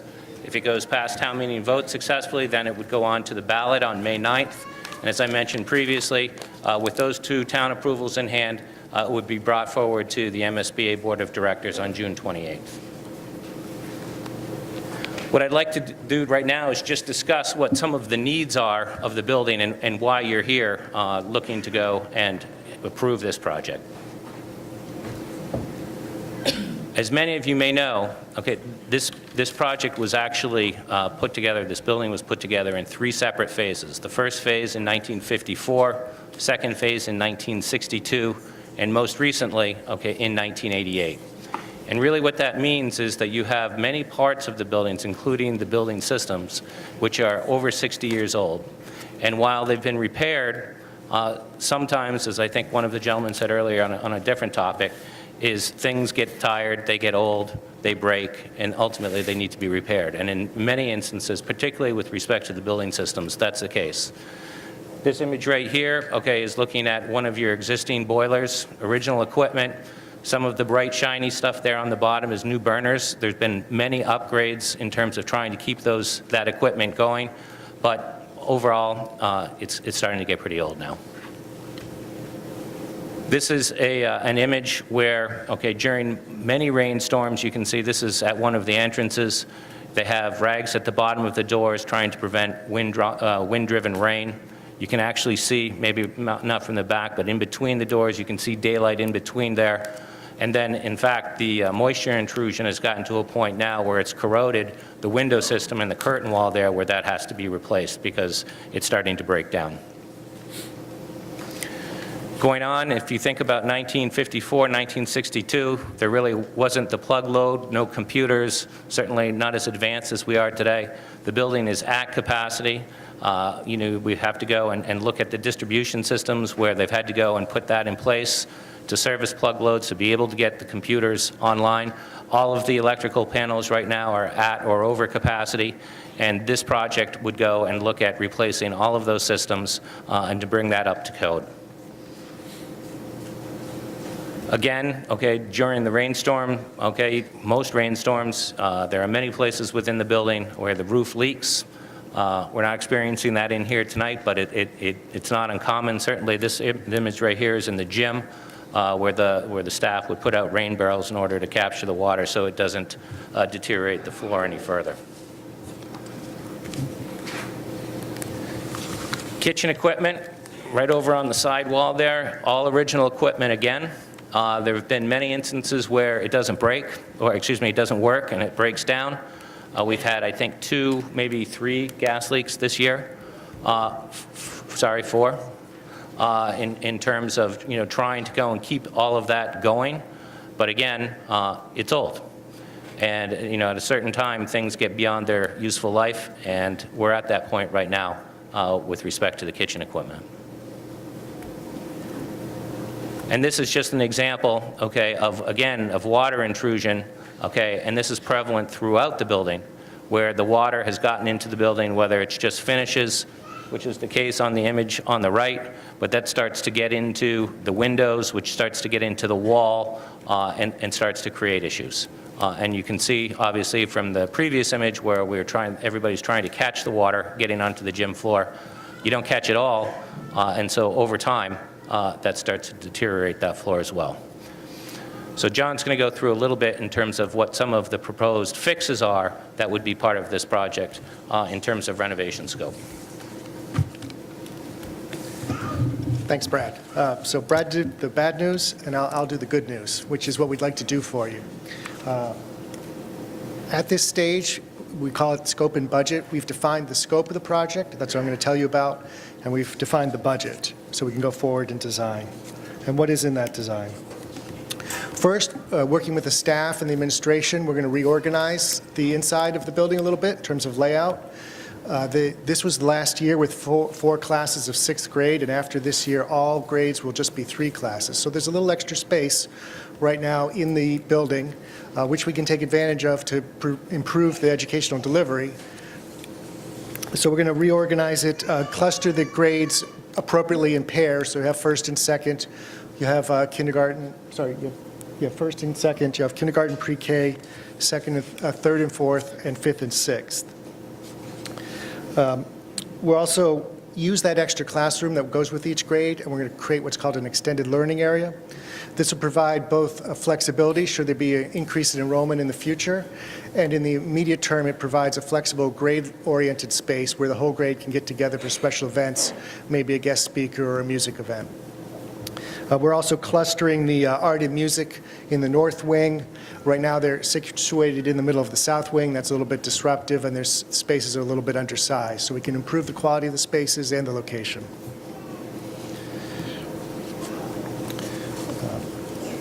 This is a picture of a renovated classroom. That's what this project is really about. As part of the study, we first did an assessment of the existing building. We found that it's structurally fine and that it's actually sized bigger than a new building would be for the MSBA's program. So the school, the district benefits long-term in terms of protecting itself against any future growth by renovating, which is also slightly less expensive than building new. And what we hope to do is give you basically an all-new school on the inside. We'll have student-centric classrooms with flexible furniture, ergonomic seating. We're going to overdo the whole school in terms of accessibility. There's a number of issues, whether it's a stage here, the front entrance, or throughout the building, or bathrooms that are not accessible. We'll redo those to meet current standards. We're going to upgrade technology so there'll be complete Wi-Fi coverage and full data support. Right now, there's only about one Cat5 outlet in each classroom. And we'll upgrade the finishes and improve the interior environment through the building systems. The primary driver of this is, as Brad was mentioning, replacing most of the building systems, whether it's the mechanical system, the electrical system, or the plumbing. With a high-efficiency HVAC system, that's heating, ventilation, and air conditioning, we can provide air conditioning at a low velocity and actually a lower cost than currently right now with residential window units supplying air conditioning to part of the school. We'll replace the bathroom fixtures, which we have to do anyways for accessibility. We'll replace them with new and water-efficient fixtures. Finally, we'll be adding a fire protection system. Right now, there's only a few storage rooms that are sprinklered. As a school building, the whole building should be sprinklered, and it will be sprinklered under this project. Also, in terms of lighting, we're going to do all-new LED lighting, which is better quality and much more energy efficient. We're also going to touch the building envelope a little bit from the outside. We'll replace the windows with new thermally broken low-E windows, and we'll put a little bit of insulation on the inside. We're not going to touch the outside of the building. It will basically look the same as it does now, but we will improve its performance with insulation from the inside, which will in turn help the air conditioning system. As I mentioned, both inside and out, we're going to bring the whole building and site up in terms of meeting accessibility code. The elevator needs some controls, but generally it's okay. There's a number of stairs that don't meet current guidelines. The ramps need to be redone. And the stage needs to be accessible, and the playground also needs accessible access, and so we'll take care of that in this project with rubberized floor paving. Another major component of this project is to enhance the school security. That's always an issue nowadays with schools. We'll improve the front entry by providing a true vestibule with 2 layers of glass doors so visitors can credential themselves before getting complete access to the building. And that will be, the glass there will be a school guard glass or other equivalent glass that's a bullet-resistant glass. There'll be card readers and improved camera coverage for monitoring entrance and exit to the site and the building. And the building will be zoned. We're going to modify some of the locations of the interior doors so that the gym can be opened up after hours or after school, and the rest of the school building can be closed off, so you don't have people running up and down the school when there's an event. A major component of this project is to redo the site. You all arrived today. You know what the site is like in terms of parking and access. We can't fix everything, but we can definitely improve it. We worked hard with our design team and with the school administration and building committee. And what we came up with is by moving bus parking behind the north wing, creating a separate bus loading and unloading zone that will only be used by buses during the school day. It'll be empty. It can provide an extra play area during the school day. It could provide parking after school or on the weekends for the fields, but it separates the buses from cars. That way, cars have good queuing space, and they come to a turnaround there, and then they can leave. With the buses up here, they're completely separated. Students who are dropped off will be dropped off right in front of the school entrance, not have to cross the road.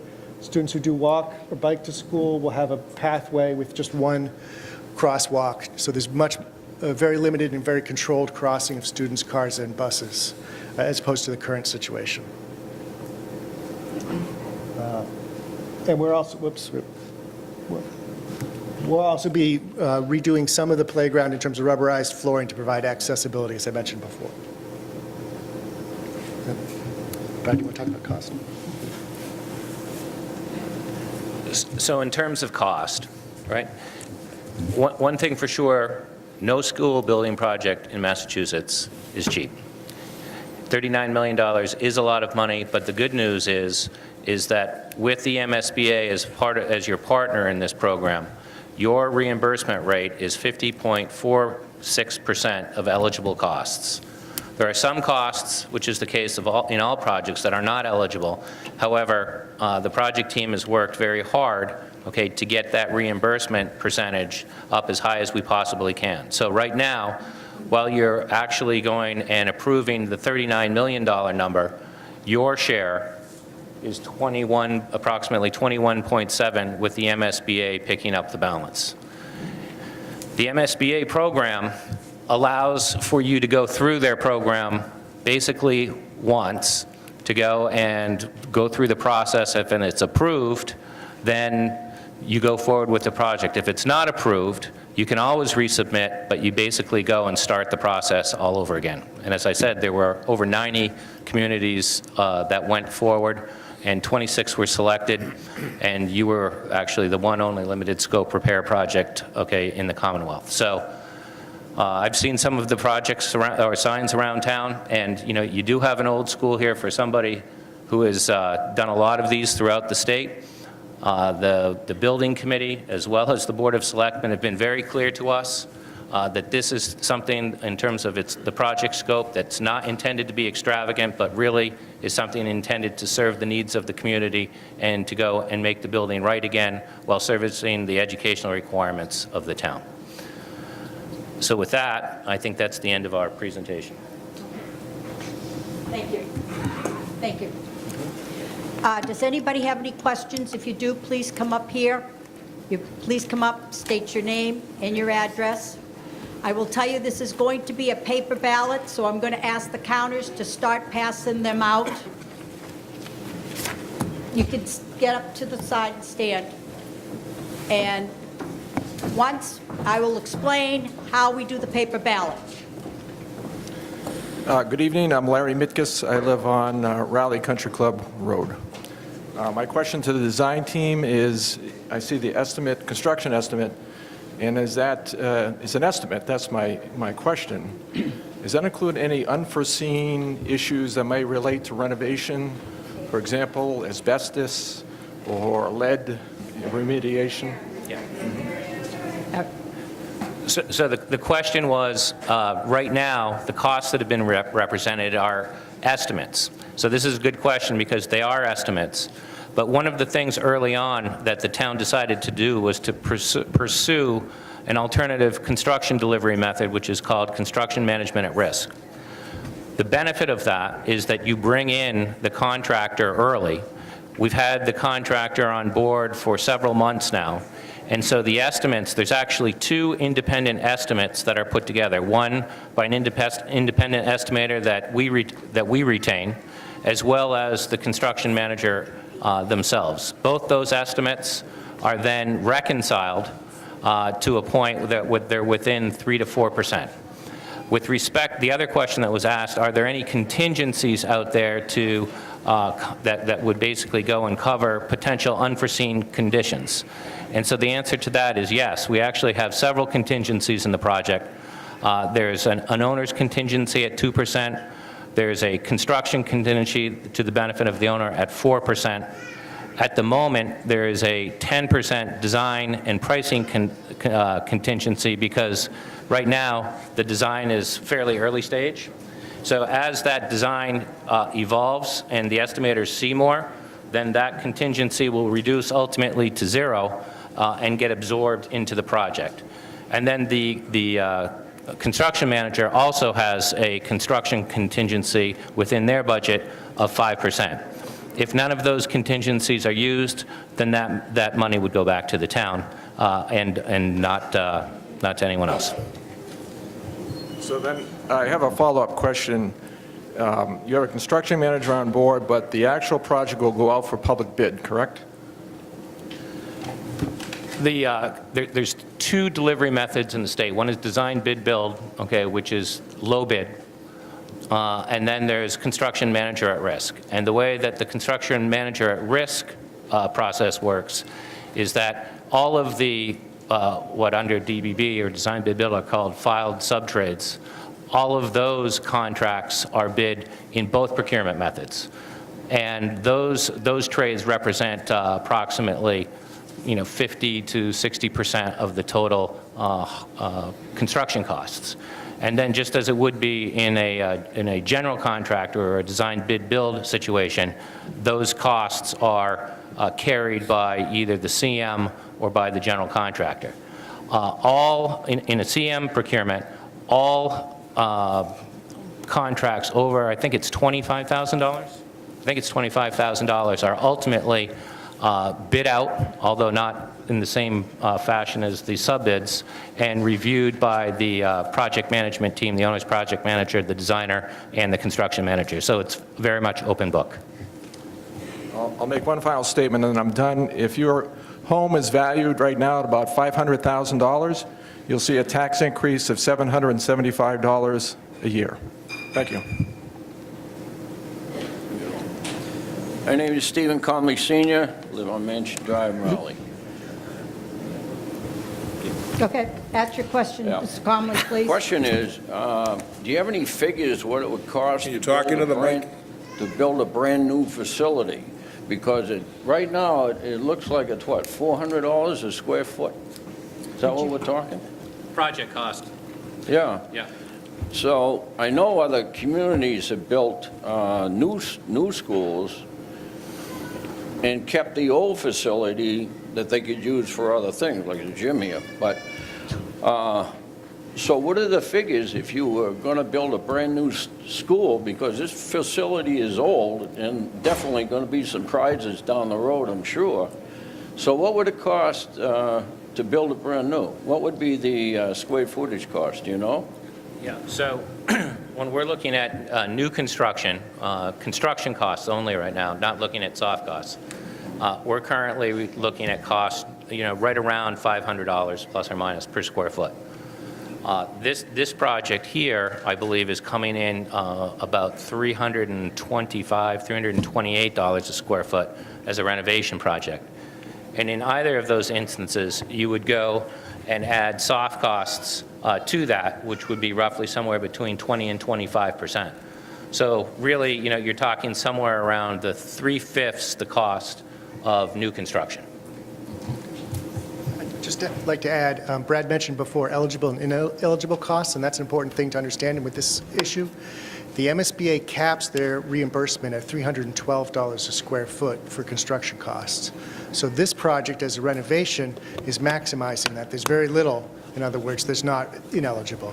If we were building new construction, then you'd have almost $200 per square foot that was ineligible. That would be all 100% on the town share.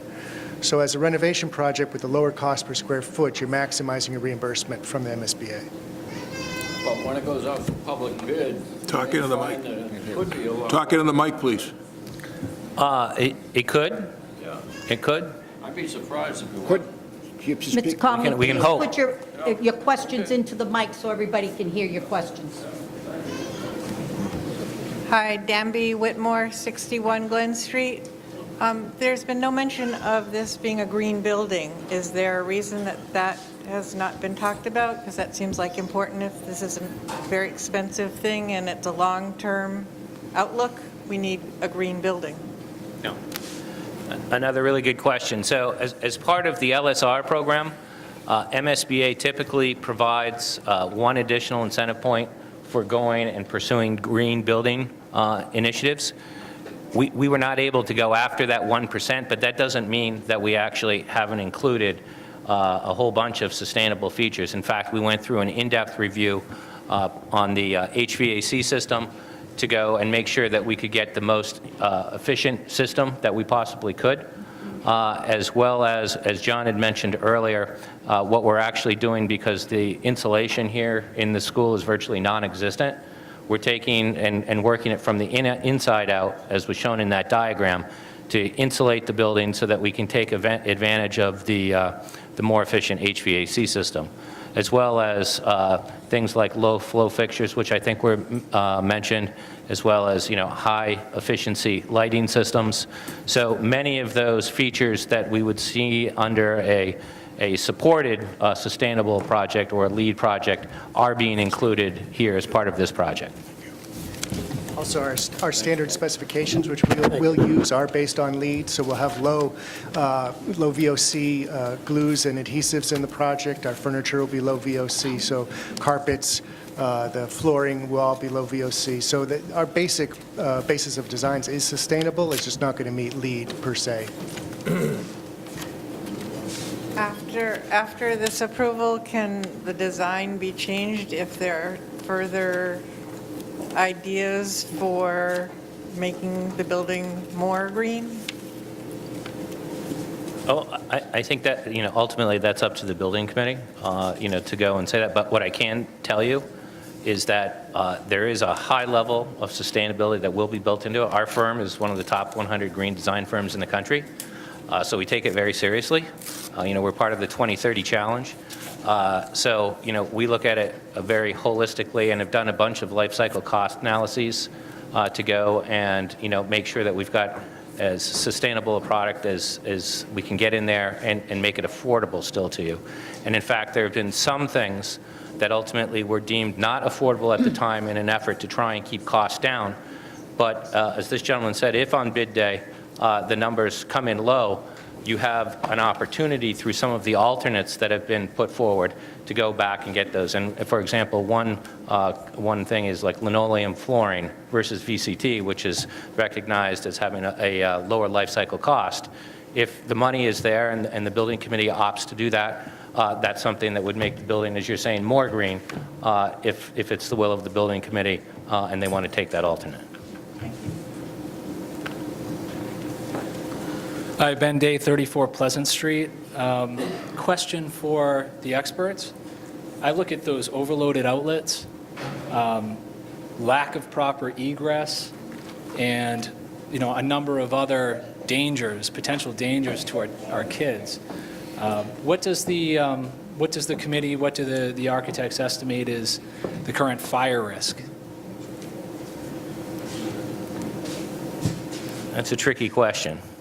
There certainly are issues here, right? The building is not sprinklered. If we were building a new building today, we would be sprinkling the building. There are a number of things with respect to the fire alarm, access, egress, that because the building is old, right, it's grandfathered, and you don't have to go and have all of those things. If you're comparing that to a new building or a newly renovated building, those things would be remedied. And we've had a number of meetings, with the chief. We've met with the building inspector to go through all of the things that they would be looking to have this project fix so that it can be compliant with all of the appropriate codes. So yes, you have things today, that, if you were building a new building, aren't the way that we would do it. But that's because, this building is 60 years old. And that's one of the things that, you're looking to consider here as you make this decision tonight. Just quickly, maybe a question to the community at large. Does anyone doubt the value of affording their kids a facility where they can at least be safe from some of the most common dangers that I've seen here in terms of aging systems, overloaded circuits, structural integrity issues as the building continues to age? And from what I heard in the timeline of how the school was built, we're talking about one major renovation in the last 45 years, somewhere around there. So just like to encourage you to take that into consideration. Thanks.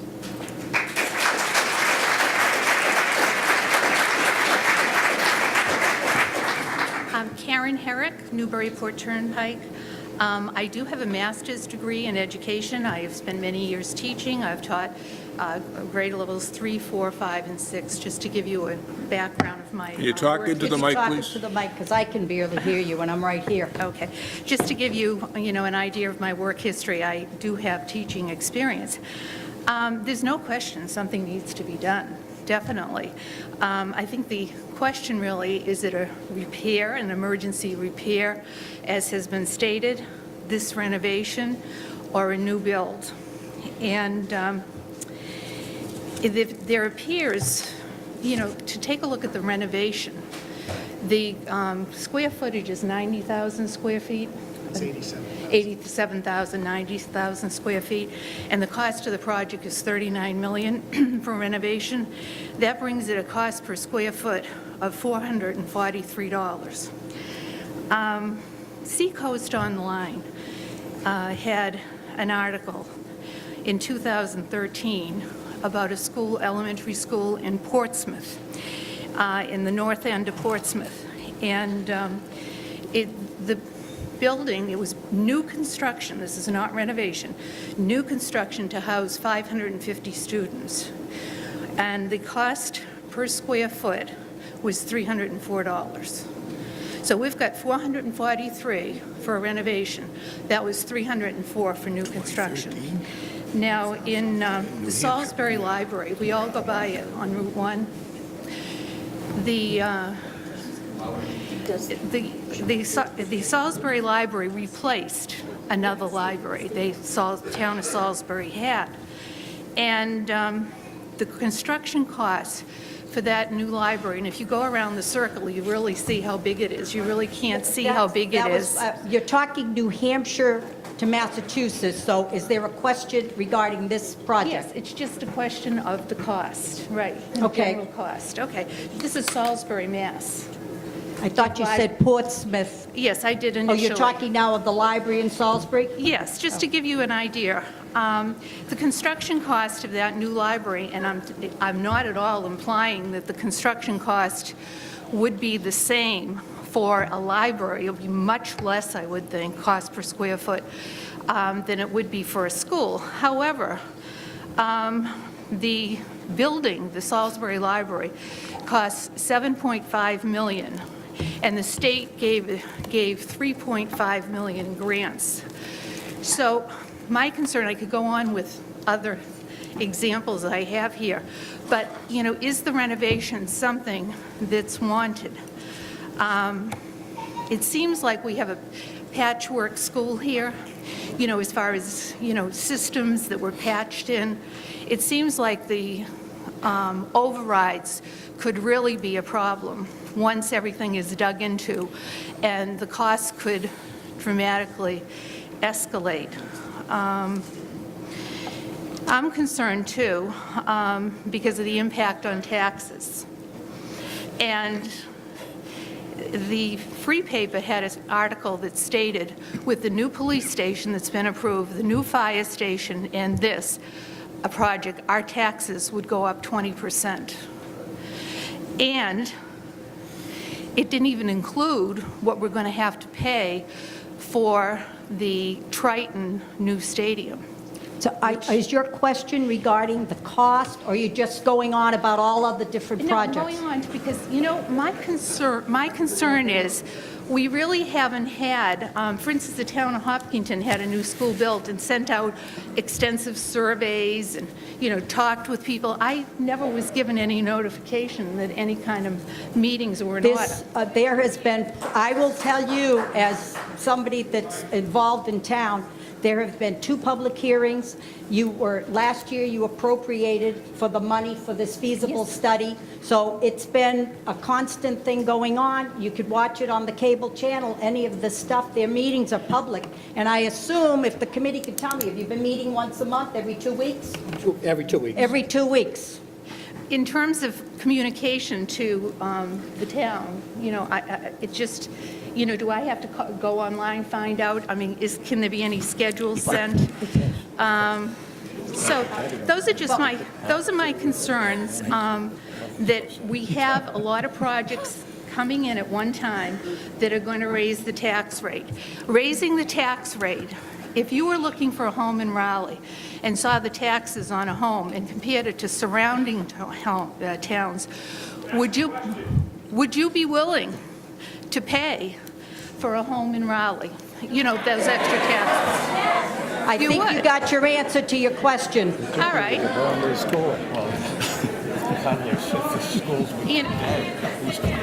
That's fine. Think about that. Just as much as anybody else. Madam Moderator, can I just answer a couple of those questions? She's talking about the original school, Portsmouth, New Hampshire. New Hampshire does not have a prevailing wage rate. Our prevailing wage rate, which is required under state law for municipal projects, probably increases the cost of our projects by 20–25%. Brad can probably tell you better, but so you can't compare a New Hampshire project versus a Massachusetts project. As far as a library project versus a brand-new library versus a school renovation or a school project, they're two different animals. It's hard to do that. The New Hampshire project was in 2013. She said this is going to be built in 2018. As far as a new building goes, we have no place to put it. If we were going to build a new building, we have to go buy some land, sufficient amount of land, of probably 5 or 8 acres somewhere in town to put a new building. It's easy to sit here and say that, well, if we build a new building, we'll just turn this building into something else. What are we going to turn this building into? There's 90,000 square feet here of a building that'll be falling apart. We'll probably just be ending up spending money to tear it down. There's no other room here.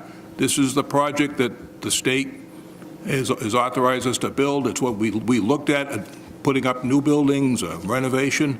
This is the most cost-effective. It can be done the quickest because this building is, in fact, deteriorating rapidly.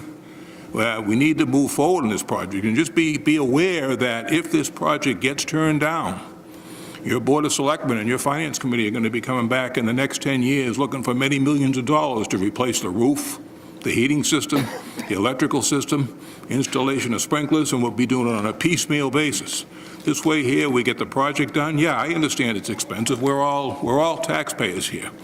And just understand that, yeah, well, it's expensive. It's going to be expensive. But we need to get the project done and done right, both for our children, the safety of our children, the education of our children, and from the future costs that the town is going to have to bear without state reimbursement to help us pay for those costs. So just keep that in mind. Which brings me to my question, which is, where is this state grant coming from, and is it guaranteed? Well, could you please? Franklin, Devonshire, I live at 89 Kittery Avenue. Okay, and repeat the question. Okay, my question is, this state grant, where is it coming from, and is it guaranteed? So the, it's not really a grant, it's a reimbursement, and they're pretty particular about that, but the effect's the same. Where does it come from? It comes from the state, right, through the Mass School Building Authority. From our wallets. It comes from your wallets. It's actually 1 penny of the sales tax is appropriated towards school building construction. So, you know, and that's where that pool of money comes from every year. And so in terms of, is it guaranteed, once you go and sign up after, if the town goes and approves this, and if the Mass School Building Authority Board of Directors approves it, that next step that we showed in the initial schedule would be going and signing that project funding agreement, and they have guaranteed your reimbursement rate of 50.46% of all eligible costs, which we discussed. So to make sure that I'm clear, this is going to add $1.55 for each $1,000 of our assessment. If this is approved, from here on out, we're at the mercy of our assessment by the town. The town can jack our assessments up to wherever they want them, and we're at the mercy of that. And to argue your point, the city of Peabody just built a brand new middle school right alongside their other school. They didn't have any money or any land to buy. They built the school right alongside, and then when they moved into the new school, they tore the old one down and made the old location the sports fields. Thank you. No, I understand that, and to answer that question, people that have children here know that we have one baseball field up by behind the police station. The soccer fields and the softball field, and if we buy the additional land tonight, are at right next to this building. So therefore, if we want to build a new school on that land, we're taking 50% of our playing fields to be used for the new school. I don't know where those kids are going to play ball, or where they're going to play soccer or lacrosse or whatever. So, we have it's a land issue here. We don't have lots of land available to do this, and a renovation is more effective at this point. So. Yeah, I guess just one thing to add to that, because there are, as the gentleman points out, a lot of examples where you can go and build the school right next to school. The other thing here, as part of the scope of this project, is you will be replacing your septic system, and that septic system is going to be going out in behind. We're going to take the old system and replace that with a new system, which is going to take the land actually by the ball field and under the ball field in order to go and replace that. So, never say never, but it does give you a fairly limited footprint to work with between those two things, because you're bounded by wetlands. All in all, it feels like a big site, but it's actually pretty tight. George Gallant, 367 Central Street. My objection is that we've got too many projects going already. We're still paying to cap the dump. We're paying for a fire truck. We're paying for a police cruiser. We haven't even started paying for the public safety building or the stadium yet. This is just going to drive us all out. Nobody can afford it. Next. Good evening. John Tomino, 36 Christopher Road. Question for the board. When this all started a couple of years ago, what kind of opposition on the town committee was there? Was there any dissenting voices? How about the school? This is a school committee? No, that's the finance committee. Was there any dissenting opinions on the finance committee where I just heard all those articles, finance committee recommends, finance committee recommends? How much has the architects got paid already for this fine presentation? Nothing personal. No, I think our total contract for the stage is about a little over $400,000. $400,000. What I'm witnessing here is, it seems to me that the school committee, the town clerks, the finance committee has an agenda. We got to get this school. And believe me, my kids went to school here, and this school needs work. But this is $38 million here. This is serious money. 21. How many state or city projects always stays in budget? It never happens. $775 for the taxes, you know that's going to go up. And that gentleman was correct. You know that evaluations are going to go up. The school needs work. $38 million is a lot of money, okay? It can be done for less. It seems like I don't hear any dissenting opinions. If this happens, fine, but it doesn't seem, where is our video that says, well, wait a minute here, is there any alternative to this? That's all I got to say. Thank you. Anybody else? I'm going to make you the last one. Oh, I'm sorry. Sorry. Joe Atchison, 32 Pleasant Street. So I just wanted to clarify, there's been a lot of questions about new construction. So it seems like we've established there's no good place to put a new school, if I'm understanding that correctly. Well, it wasn't even so much that. It was that the program that you got invited into, okay, wasn't a new construction program. However, okay, we did look at that, and we did have the discussion because MSBA also asked us to look at it. And the answer is that because of the way the MSBA program works, right, your square footage of the building would be much smaller. It would be about 67,000 square feet if you were going to go and build a new school under the MSBA program. And it would actually, as John pointed out, then you have a lower effective reimbursement rate from the state because you're going to have a higher dollars per square foot number, and the MSBA caps it at $312 a square foot. So, and this discussion took place with the building committee to go and evaluate potentially a new school with lower square footage, and it would actually cost you more in the final analysis. And I think that, and I guess I'll speak for the building committee, but I see Larry's here, so he can speak because he's also on the building committee, that decision was made because you have the additional square footage. It gives you more flexibility going down the road if something changes and you find your enrollments go up, and just overall a better use of community funds. Right. So new building, more expensive, better use of our facility with renovation. And I'm also concerned about the time. There's a tremendous amount of work that's gone into this proposal as a renovation project. If we were to pass on this, turn down the state funds and go new construction, is there any sense you could give us on how much longer that would take to complete a new construction project? In the meantime, we're dealing with the safety issues, the fire hazards for each additional day that presumably keeps us awake at night, or at least it does me. I think it would probably be in the order of about, an extra 12 to 18 months to go and switch gears at this point right now. All right. And we're over 2 years out right now, so new construction, we're looking at 3.5 years out. Probably. Without the MSBA, right? I just want to point out, if this is turned down by the town, you go to the back of the line with the MSBA. And I've worked with another district, which is 4 years out, trying to get back in the door. Yeah, it's more expensive, less space to use, and an extra 18 months out. Potentially no reimbursement. Without reimbursement. Thanks. Larry?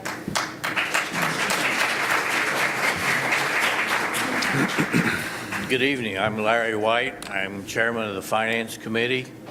I'm at 108 Central Street. I also own property in Salisbury. The last time I checked at Salisbury, the books don't need a kitchen. The books don't need bathrooms. The books don't need guidance counselors. There's no comparison.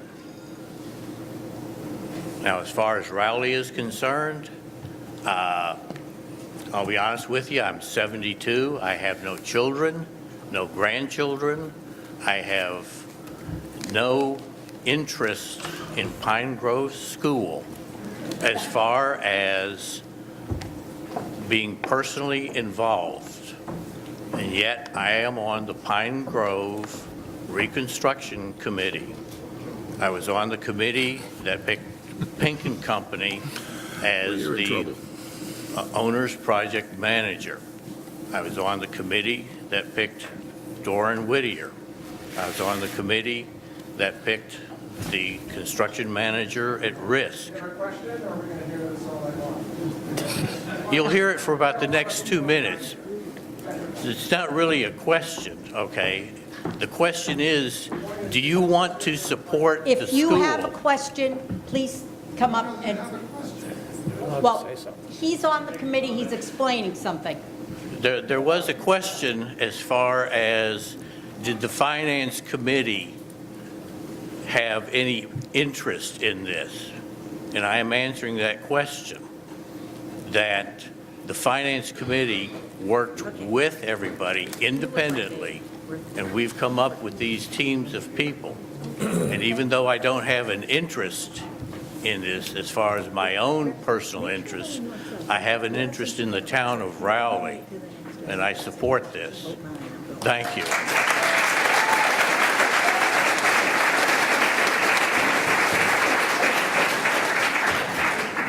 Hi, my name is Jake Carmody, live at 40 Pleasant Street, and I just wanted to point out that the school, we need an updated school. There's no other option, there's not another school around in the town, and if we don't do this right, well, and we need a $38 million, it's going to cost $38 million or near that for a new school or a renovated school, and if we don't vote for it now, then we'll pay for it either in a few years and have a new school in a few years, or we'll pay for it piecemeal, as Mr. Peterson pointed out. We're still going to need to pay for the building's sprinkler system. Hopefully, if this didn't go through, hopefully we would be able to fund a sprinkler system project or fund a new roof. We're essentially going to spend $38 million, and that $700,000 or $700 a year, if that's what your tax assessment is, on all of those things, except it will be spread out over the next few years where we're making those improvements piecemeal. And So we're going to spend $38 million. It's going to cost you $700. But if we do it now, it's going to be, half is going to be covered, and we won't be footing that whole $38 million cost. We're going to be paying for a little more than half of it. So we can pay for a little bit more than half of it now, or we can pay for all of it over the next 5 or 6 years, where we're still going to be living here and we're still going to be paying those taxes. I guess that's all I had. Thank you.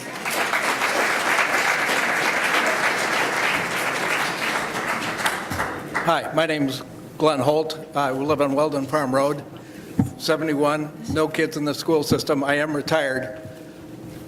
The quality of school that we have brings people into the community. A new school makes Raleigh a more desirable place to live. And ultimately, it improves the value of our homes because it makes us a more desirable place to live.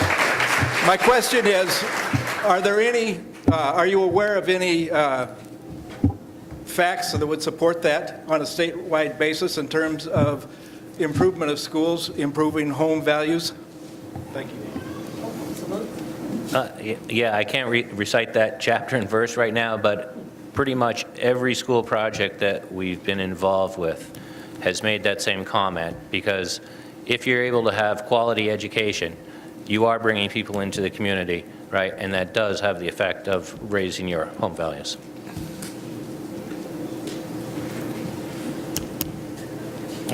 Dale Guinep from Isabel Circle. I just want to make a couple points. I've been involved as an architect with municipal building and school building renovations for 25 to 30 years. I am in no way representing MSBA, but I have a great familiarity with many of their projects. I'll let others, because they've spoken about the importance of having good schools. But at $38 million, this is a very frugal solution to this problem. It obviously would be somewhat better to have a new school, but at a significantly higher cost. And so I think for the proposal that's been put forward, this is a very good solution in the most economical way the town of Raleigh can achieve.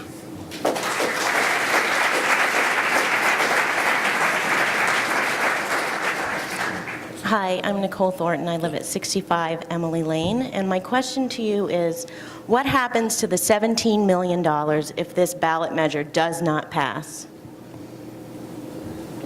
Ultimately, it'll stay within the MSBA program, and it will go to another community who's going out and doing the same thing. So all I have to say is thousands of kids walk through these halls and will be in the next 10 to 15 years. And I feel like we owe it to them to provide them with a safe environment and a healthy learning environment, and we need to carry them into the 21st century. And our school cannot do that any longer.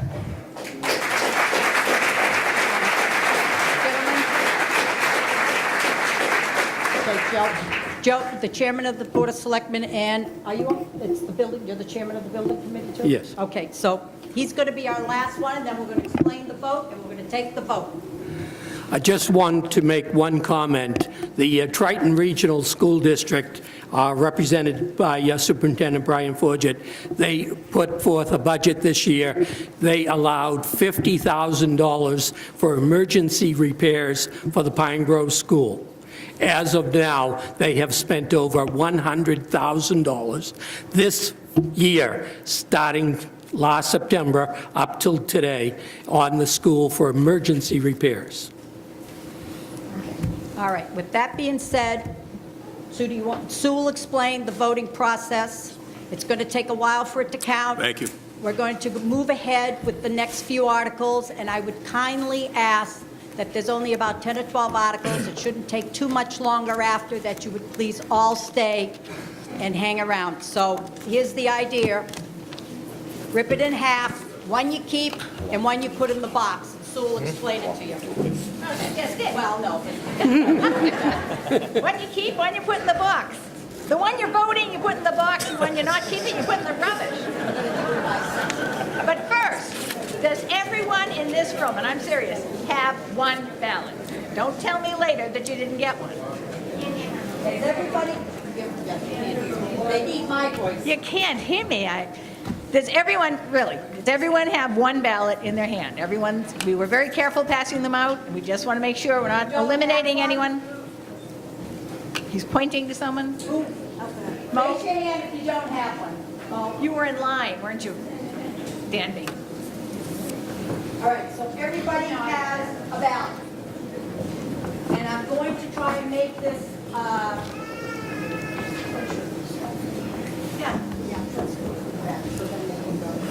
Joan? Yes. Could you just explain what a yes vote means, Yes. just in case there's any A questions? yes vote means you're in favor of this going forward. A no vote will not pass here, but the election will still take place next Tuesday. The other thing is that we need 2/3 of the majority of the people are here. So it's not just a simple, 100 to 101.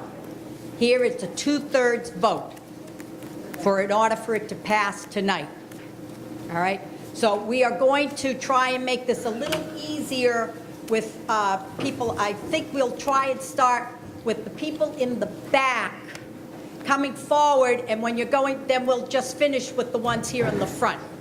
I'm just trying to make it move a little easier, and then we'll bring the stage people and the finance committee, and then the ones along the wall. So if the people in the back, the ones standing in the first couple of rows, please come forward. And the black bag is for your non-voting vote. Whatever it is, that's what goes in that bucket.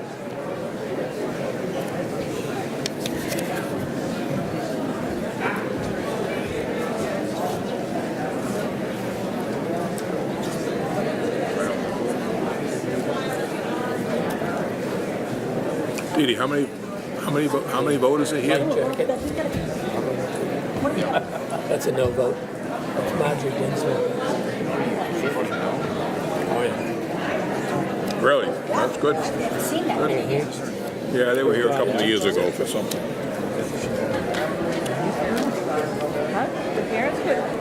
Yeah. That's good. Good vote. It's a good number. Yeah. I'm gonna go get my dog and goldfish. You put $1.55 in the piggy bank. When you get to the end of the year, you'll be set. You don't have to worry about the taxes. I don't know. I saw the mother and father put votes in. 2/3. Terminate your cable bill. They were for votes. Drink bottled water, there's all sorts of things you can do. That's to 2 kids and the mother and father. put out the money. This just approves the project.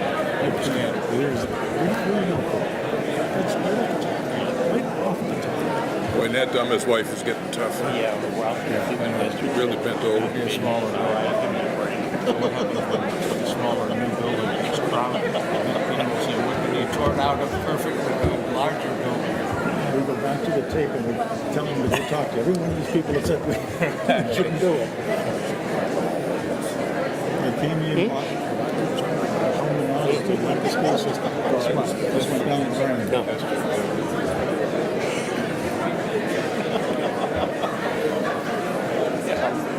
I wonder how many people we've got here.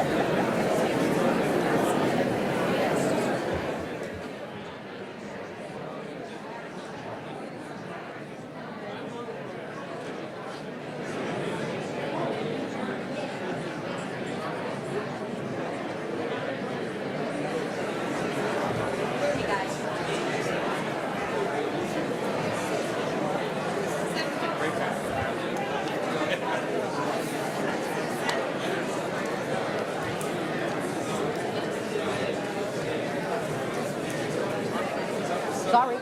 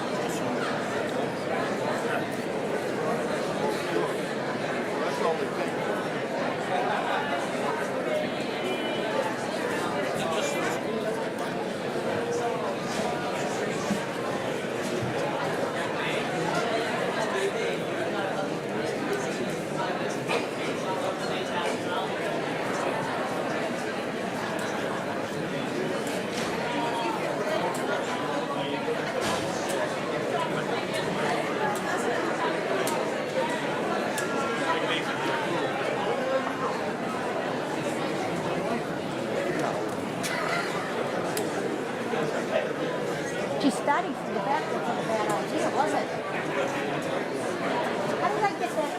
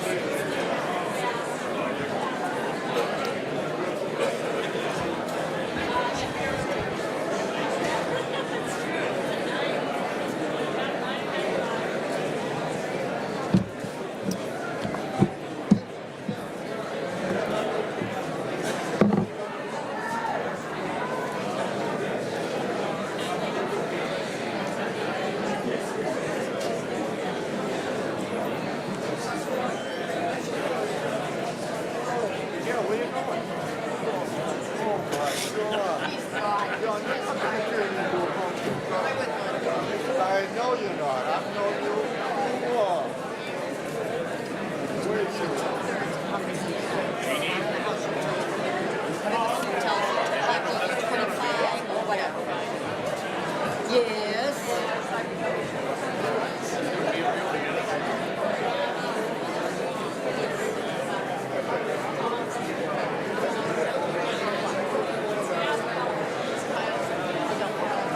This is just not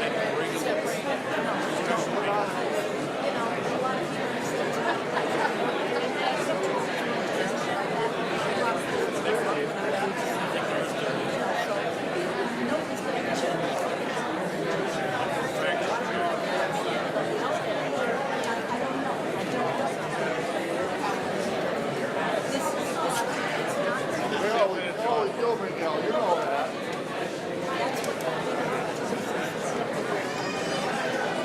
Hey, guys. Hanging around for the bumper first? All right. I know. Okay. Okay.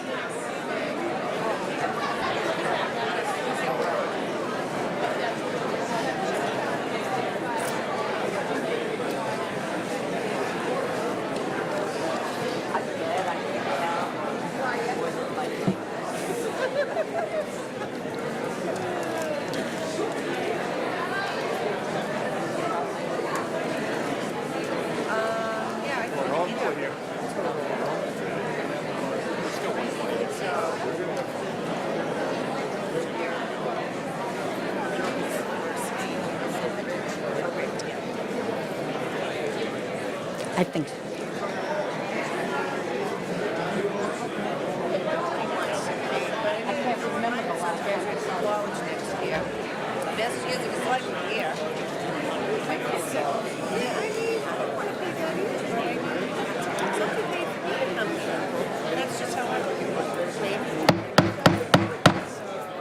Except for the stage, everybody has cast their vote, and I would like to move along with the next 7, 10 articles so that we can get out of here at a reasonable time.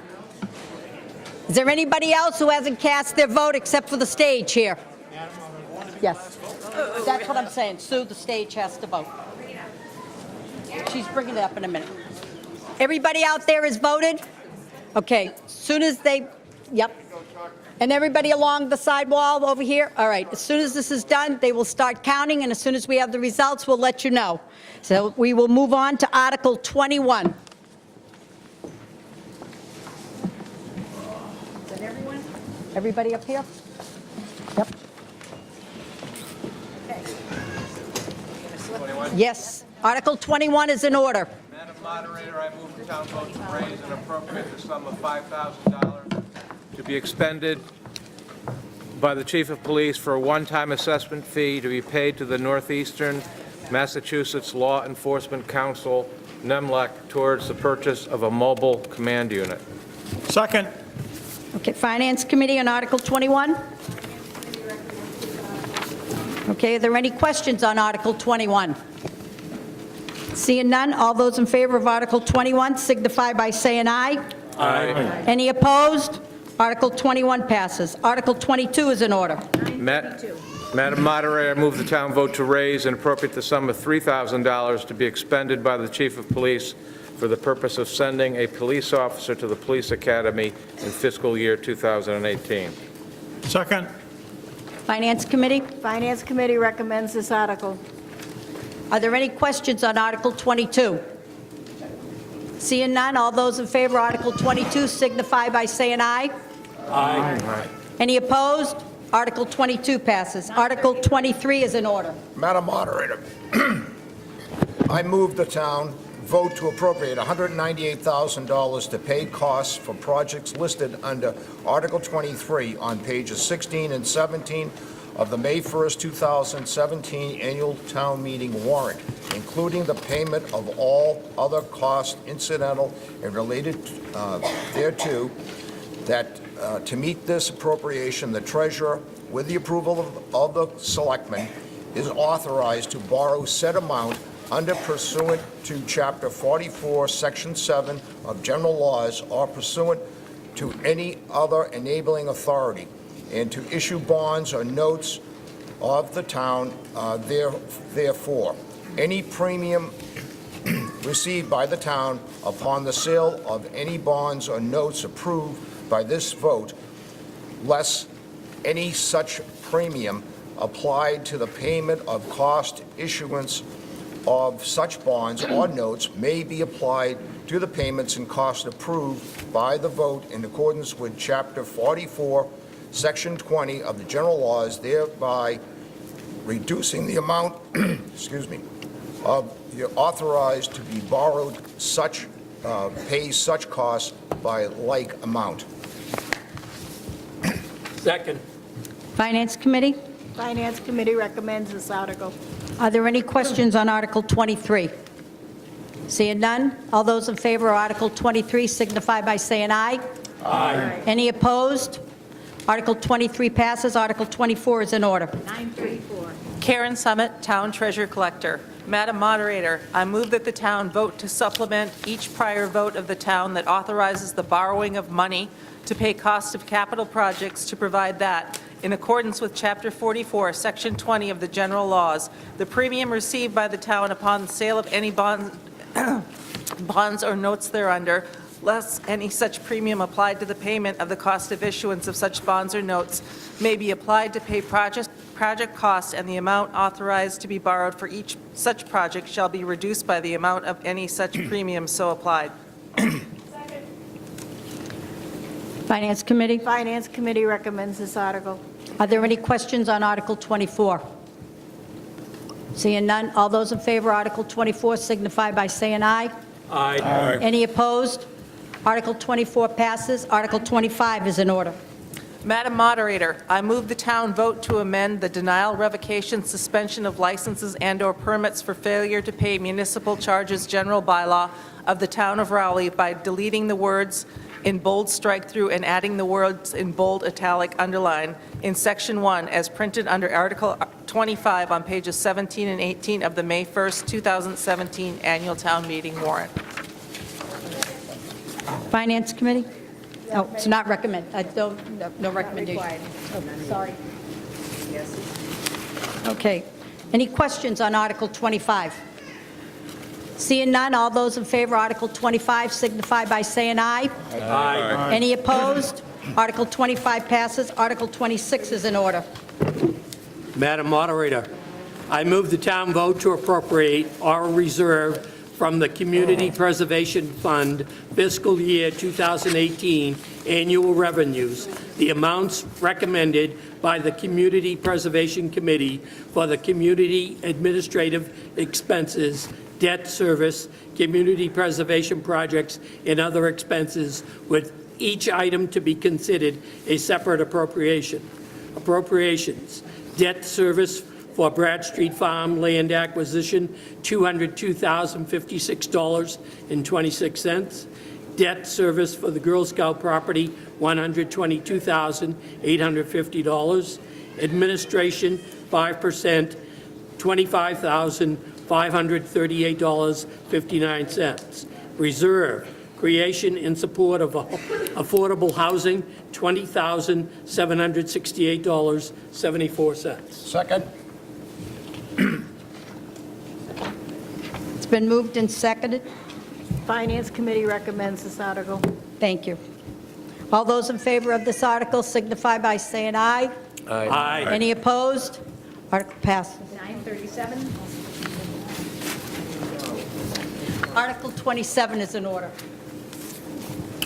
Madam Moderator, I move the town vote pursuant to Mass General Laws, Chapter 44B, to transfer and appropriate from the Community Preservation Unreserved Account the amount of $360,000 to be used by the Board of Selectmen for costs to purchase approximately 3½ acres of land at the rear of 221 Main Street, described as a portion of Assessor's Map 25, Lot 35, to extend the town's recreational fields. Second. Finance Committee on Article 27. Finance Committee recommends this article. Are there any questions on Article 27? Seeing none, all those in favor of Article 27 signify by saying aye. Aye. Any opposed? Article 27 passes. Article 28 is in order. 938. Madam Moderator, I move the town vote pursuant to Mass General Laws, Chapter 44B, to transfer and appropriate from the Community Preservation Unreserved Account the amount of $150,000 to be used by the Board of Selectmen for Phase 1 of the Town Hall Annex Elevator and Accessibility Project. Second. Finance Committee recommends. Thank you. Are there any questions regarding Article 28? Yes. Forward your name and address, please. Sonia Vincola from 61 Boxford Road. I guess my question is, what is the plan for the next phase to pay for this actual update to the annex building? Okay. Yeah, this project's being done in two phases. Phase 1, originally we appropriated $30,000 to have a study done, a feasibility study for the elevator at the annex over at the old Center School on Central Street. We need to make that building handicapped accessible. Right now, we can only use the first floor.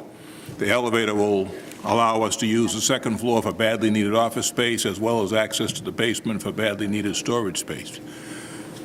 This $150,000 will allow us to move into the next phase of the project, which will be the complete design and writing of bid specs. Once that's done, we intend to come back at a fall town meeting and ask for a further appropriation to do the actual construction. And if that's appropriated at that time, we'll be able to go out to bid right away, because all the design and architectural work will have been completed.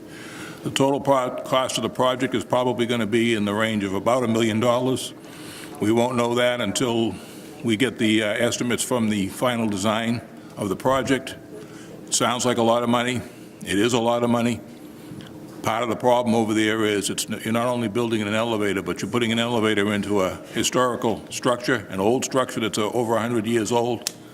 That building, because of the size of the project, will have to be totally handicap accessible. So we'll have to change door handles, doorways, so on and so forth, so that when you get involved in these large money projects, similar to what we did with the school, the ADA requirements are very specific in terms of what we have to do. So we're putting the elevator in, we're making the building handicap accessible, and that'll allow for, like I say, increased office space upstairs. It'll also increase the amount of space that the Council on Aging which currently uses one large classroom over there, they'll be able to have the use of the half of the first floor. So it's going to be expensive, but that's the cost of doing business today.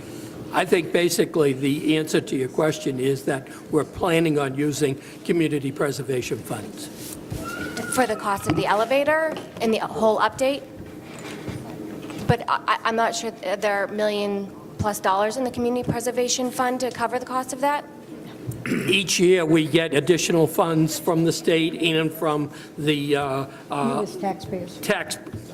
And what is, what reason under the community preservation fund does it? Historic. cover? Historic preservation? Right, because it's a historic building. And since we are building a new safety building and perhaps building or renovating this school, has it been considered to have additional office spaces within those buildings and not spending $1 million+ on renovating another building in the town? No, number one, we can't put additional office space in the police station due to security reasons. Number two is we're trying to keep the school. The MSBA is not going to allow us to add. I believe that was in the architect described that there would be additional space that the town may be able to use. That was my understanding For from his educational presentation. purposes. I think he Not for says administrative. educational purposes. There was a cluster, if they've taken this thing down, but there was like, we're going, correct me if I'm wrong, we're going from we're going to have 3 classrooms, and there will be like a 4th in the grouping. So if the increase in population of students, then they can create the 4th classroom. But I don't think if you're going to put an office space with 3 classes of first graders or 3 classes of 4th graders. Is that a fact or an assumption? No, in other words, the school runs into the same situation. One of the reasons why, when the renovation project, when the architect went through, is we have to put security doors and security systems into the school building. So that means we can't have members of the general public just wandering in or wandering out of office space, et cetera. It's just, you're mixing apples with oranges, and we have the building available there. It's a historic building which we want to use, and we want to make it accessible. And, it's an asset that we have, and we need to use it. I'm sorry it's going to cost that much money, but that's the cost of doing business in today's world with the rules and regulations we live under. Are there any other questions on Article 28? Seeing none, all those in favor of Article 28 signify by saying aye. Aye. Any opposed? Article 8 passes. Article 29 is in order. Madam Moderator, I move the town vote to amend the shellfish bylaw of the general bylaws of the town of Raleigh by inserting a new section 2.5.1 to read as follows. 2.5.1, persons holding a commercial shellfish permit from any other municipality are prohibited from obtaining a Raleigh shellfish non-commercial permit. Second. And there's no recommendation for the Finance Committee. Are there any questions regarding this article? Seeing none, all those in favor of this article signify by saying aye. Aye. Any opposed? Article 29 passes. Article 30 is in order. Madam Moderator, I move the town vote to raise and appropriate the sum of $125,000 to the Other Post-Employment Benefits Trust. Second. Finance Committee? Finance Committee recommends this article. Are there any questions on Article 30? Seeing none, all those in favor of Article 30 signify by saying aye. Aye. Any opposed? Article 30 passes. Article 31 is in order.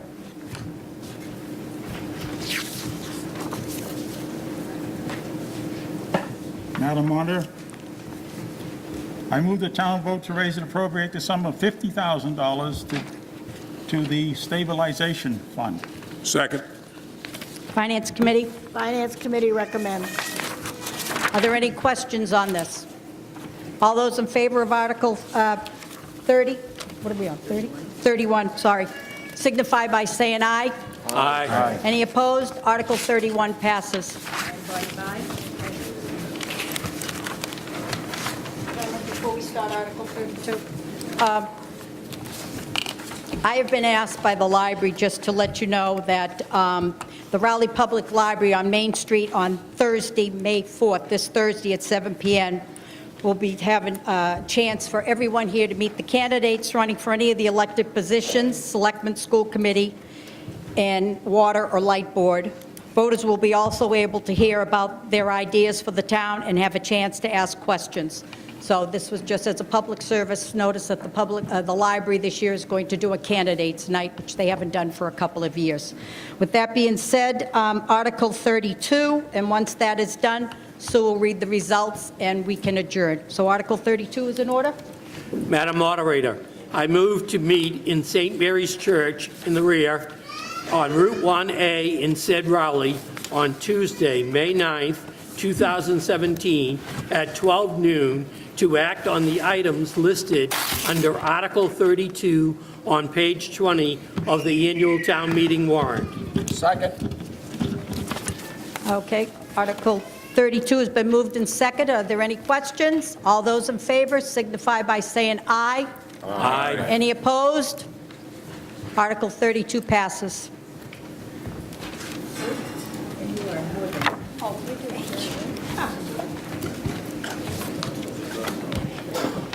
Article 20. There were cast 323 votes. We needed a two-thirds majority. There were 287 yes and 36 noes. It passes.